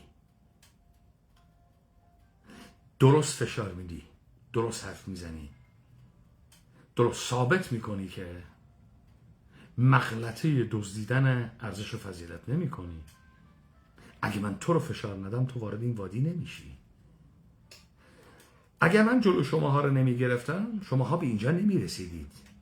شما خیلی وقت در این اجماع فسادی که حالا هی مجبور میشید در این فشاری که بهتون میاد اشاره بکنید که کیا هستید اینجا. این رو نمی کردید. به تو میشه ولی ببرید تو کار تو. بحث بعدی ما این است، اینکه نیروهای رزمیش رو آمریکا از منطقه جمع کنی یعنی چی؟ رسما اعلام کرده از رهبر شهید آمریکا باید تمام پایگاه و امکاناتش از منطقه جمع کنه به خیلی ساده است، شفاف جمله. راسته واس میگه آمریکا باید برد. گوه میخوره اینجا وایسه. ترامپ قهبه باید برد. اگه شکست خورده شکستش میدید. 10 میلیونمون هم کشته بشه باش میجنگید، میکشید داخل، میبریش، نابودش میکنی. این جرثومه فساد رو آمریکا باید برد. نشینی گوه زیادی بخوری برای دلارا. دیگه بیا با کلمات بازی کنیم، یه حرفای دیگه بزنیم. 5 عمق استراتژی جمهوری اسلامی و عمقی که جهان ایجاد کرده و داره میکنه، این گره خورده هم افزا شده با موقعیت جمهوری اسلامی. شما نمیتوانی بدون ساحات محور مقاومت تصمیم بگیری. چرا بازی میکنید؟ 6 ما مگر بحث هسته‌ایمون تثبیت نشده است؟ ما یه بیانیه رو گفتیم، 7 بند رو نوشتیم، رسما گفتیم آمریکا در قفقاز چیکار میکنه؟ آمریکا در منطقه چیکار میکنه؟ گورش رو گم میکنه بره. آمریکا در عراق چیکار میکنه؟ آمریکا در لبنان چیکار میکنه؟ نه نگو، عمل کن. سلیمانیه 100 کیلومتره. هرچی جاکش تو عراقه زیر خایه قرارگاه رمضانت بوده. یه پاسدارت میره زن همشونو باردار میکنه برمیگرده. 3000 نفر نیروی آمریکایی همین حالا در سلیمانیه است. مثل آب خوردن میزنی. مردم سلیمانی هم ازت حمایت میکنن. برو. مردم سلیمانی از این فاسدهای جاکشی که تو آوردی در سلیمانی حاکم کردی به اینجاشون رسیده. و برو بزن. اعلامیه نده، برو بزن. 1 میلیون نیروی مسلح جاکش داری از ارتشی و سپاهی. بزن. رهبرات زدن، سردارای سپاهتو زدن، آدرس تک تکتون رو میدن، حذف میکنید همدیگر رو. یه مشت ثابت کن تو یکی مغلطه دزدیدن ارزش و فضیلت نمی کنی. اینو ثابت کن. وقتی اونا دارن رسما اعتراف میکنن که ما ارتش خودمون رو با ارتش اسرائیل میخوام ادغام بکنیم، دیگه هر کشفقی باید بفهمه که اینا با هم همسو هستن. در یک ساعت اینا رو باید دید. خب ما چرا تصمیمات راجع به رژیم صهیونیستی در مفاد بیانیه نیاوردیم؟ درست فقط گفتیم آتش بس. ما باید از اونها حمایت کنیم. قرامت جنگ رو باید بگیریم. رهبر جدید ما فرمودن که اگر نگیرن آسیبشون میزنیم، یه جوری دیگه ازشون قرامت میگیریم. خب اینها رو چرا؟ بحث هسته‌ای ما مگه از دستور کار خارج نشده است؟ مگر نگفتیم که آقا بحث هسته‌ای ما اعتماد سازی کردیم، برجام تمام شد؟ چرا باز بعضی کسا بحث هسته‌ای رو میکشن؟ چرا کوچه به آمریکا میدن؟ آقا بحث هسته‌ای ما تمام شده است جناب آقایان آمریکایی. شما رفتی بیرون، تو چی میخوای از ما؟ بگه رفتی بیرون 10 سال اعتماد سازی ما انجام دادیم. برای چی وقتی از آقایان دوباره صحبت راجع به 10 سال 20 سال غنی سازی بیرون از ایران بردن چیزای این شایعاتی که حالا ما میگیم اصلا شایعه؟ برای آقای هادی ثروتی، بعضی کسا گوه خوردن، بعضی کسا جاکش زادن، جنده زادن. ما بمب اتمی هم میخواییم. چرا نساختید؟ چرا از 1950 تا حالا نتونستید بمب اتمی بسازید؟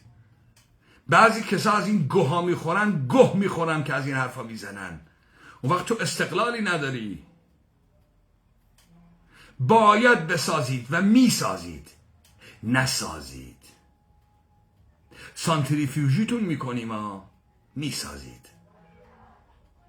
اورانیوم تحویل بدید، اورانیوم شیافتون میکنیم. حواستون باشه. از این گوها نمیخورید، جاکش های اولیگارش ایرانی فاسد، دستشاندگان آمریکا و اسرائیل و انگلیس. از این کارا نمی کنید ها. این مسائل میکنید. مهمتر از همه آقای دکتر تنگه هرمز چرا آمریکا داره تنگه؟ چرا آمریکا صحبت میکنن؟ حالا تنگه رو من تا زله شروع کردم بگفتنش. ببینید تنگه بر اساس موقعیت جغرافیایی و معادلات به اصطلاح ارضی و دریایی و اینها جزء قلمرو سرزمینی ماست. هیچ کس نمیتونه راجع به اون معامله بکنه که دشمن بیا سناریو سازی بکنه، هماهنگی داخلی خارجی باشه که شما محاصره دریایی بکنید، فشار بیارید ما تنگه رو باز کنیم. یا بعضیا بیان تنگه رو باز نمی‌کنیم، باب المندب هم میبندیم، باز نمی‌کنیم. اینجا حاکمی اگه ملیتی وجود داشته باشه، حاکمیت ملی، غرامت میدم مثل بوسفور بیشرف ترکیه هیز دونر فروش. باید باج بدن. همونطوری که بریتانیا و آمریکا از تمام دنیا باج تنگه های دنیا رو میگیره. با آمریکا هم شریک نمیشید، 2000 به آمریکا بدید. غلط میکنید با آمریکا شریک بشید. نمیذارینم که اهمیت استراتژیکش از بین بره. لوله کشی نفت بکنن این دبنگوزها، نفتاشونو میتره کنید، لوله کشی هاشونو میتره کنید، باب المندب رو میبندید.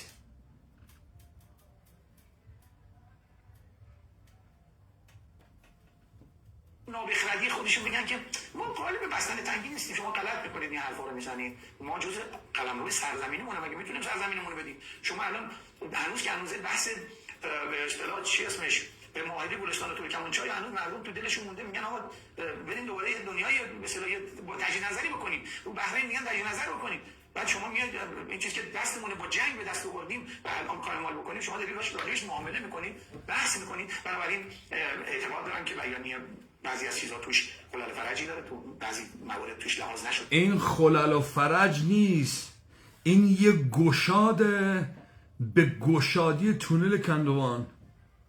خلل و فرج کجا بود؟ فتوا رو صادر میکنید صادر نکنید.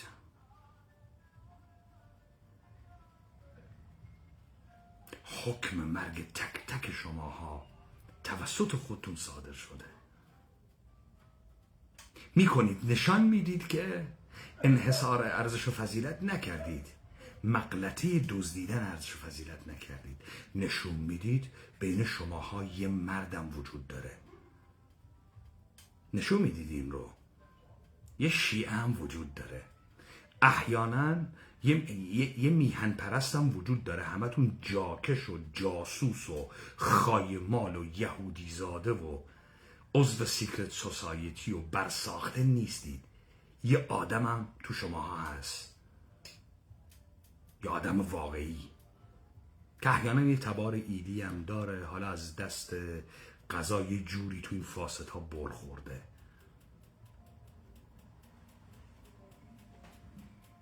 بله، آنچه که دیدید سخنان آقای هادی ثروتی بود. آقای هادی ثروتی، برو ببینم سردار سپاه اسلامی یا سردار سپاه شیطانی، کدومشی؟ برو فکر کن ببین اسب چموش و سفید میخوای یا جیپ پینک صورتی؟ برو ببین نوحه آپدیت شده میخوای یا رو اون نوحه وای میسی؟ جمعیت مدافع رزمندگان اسلام.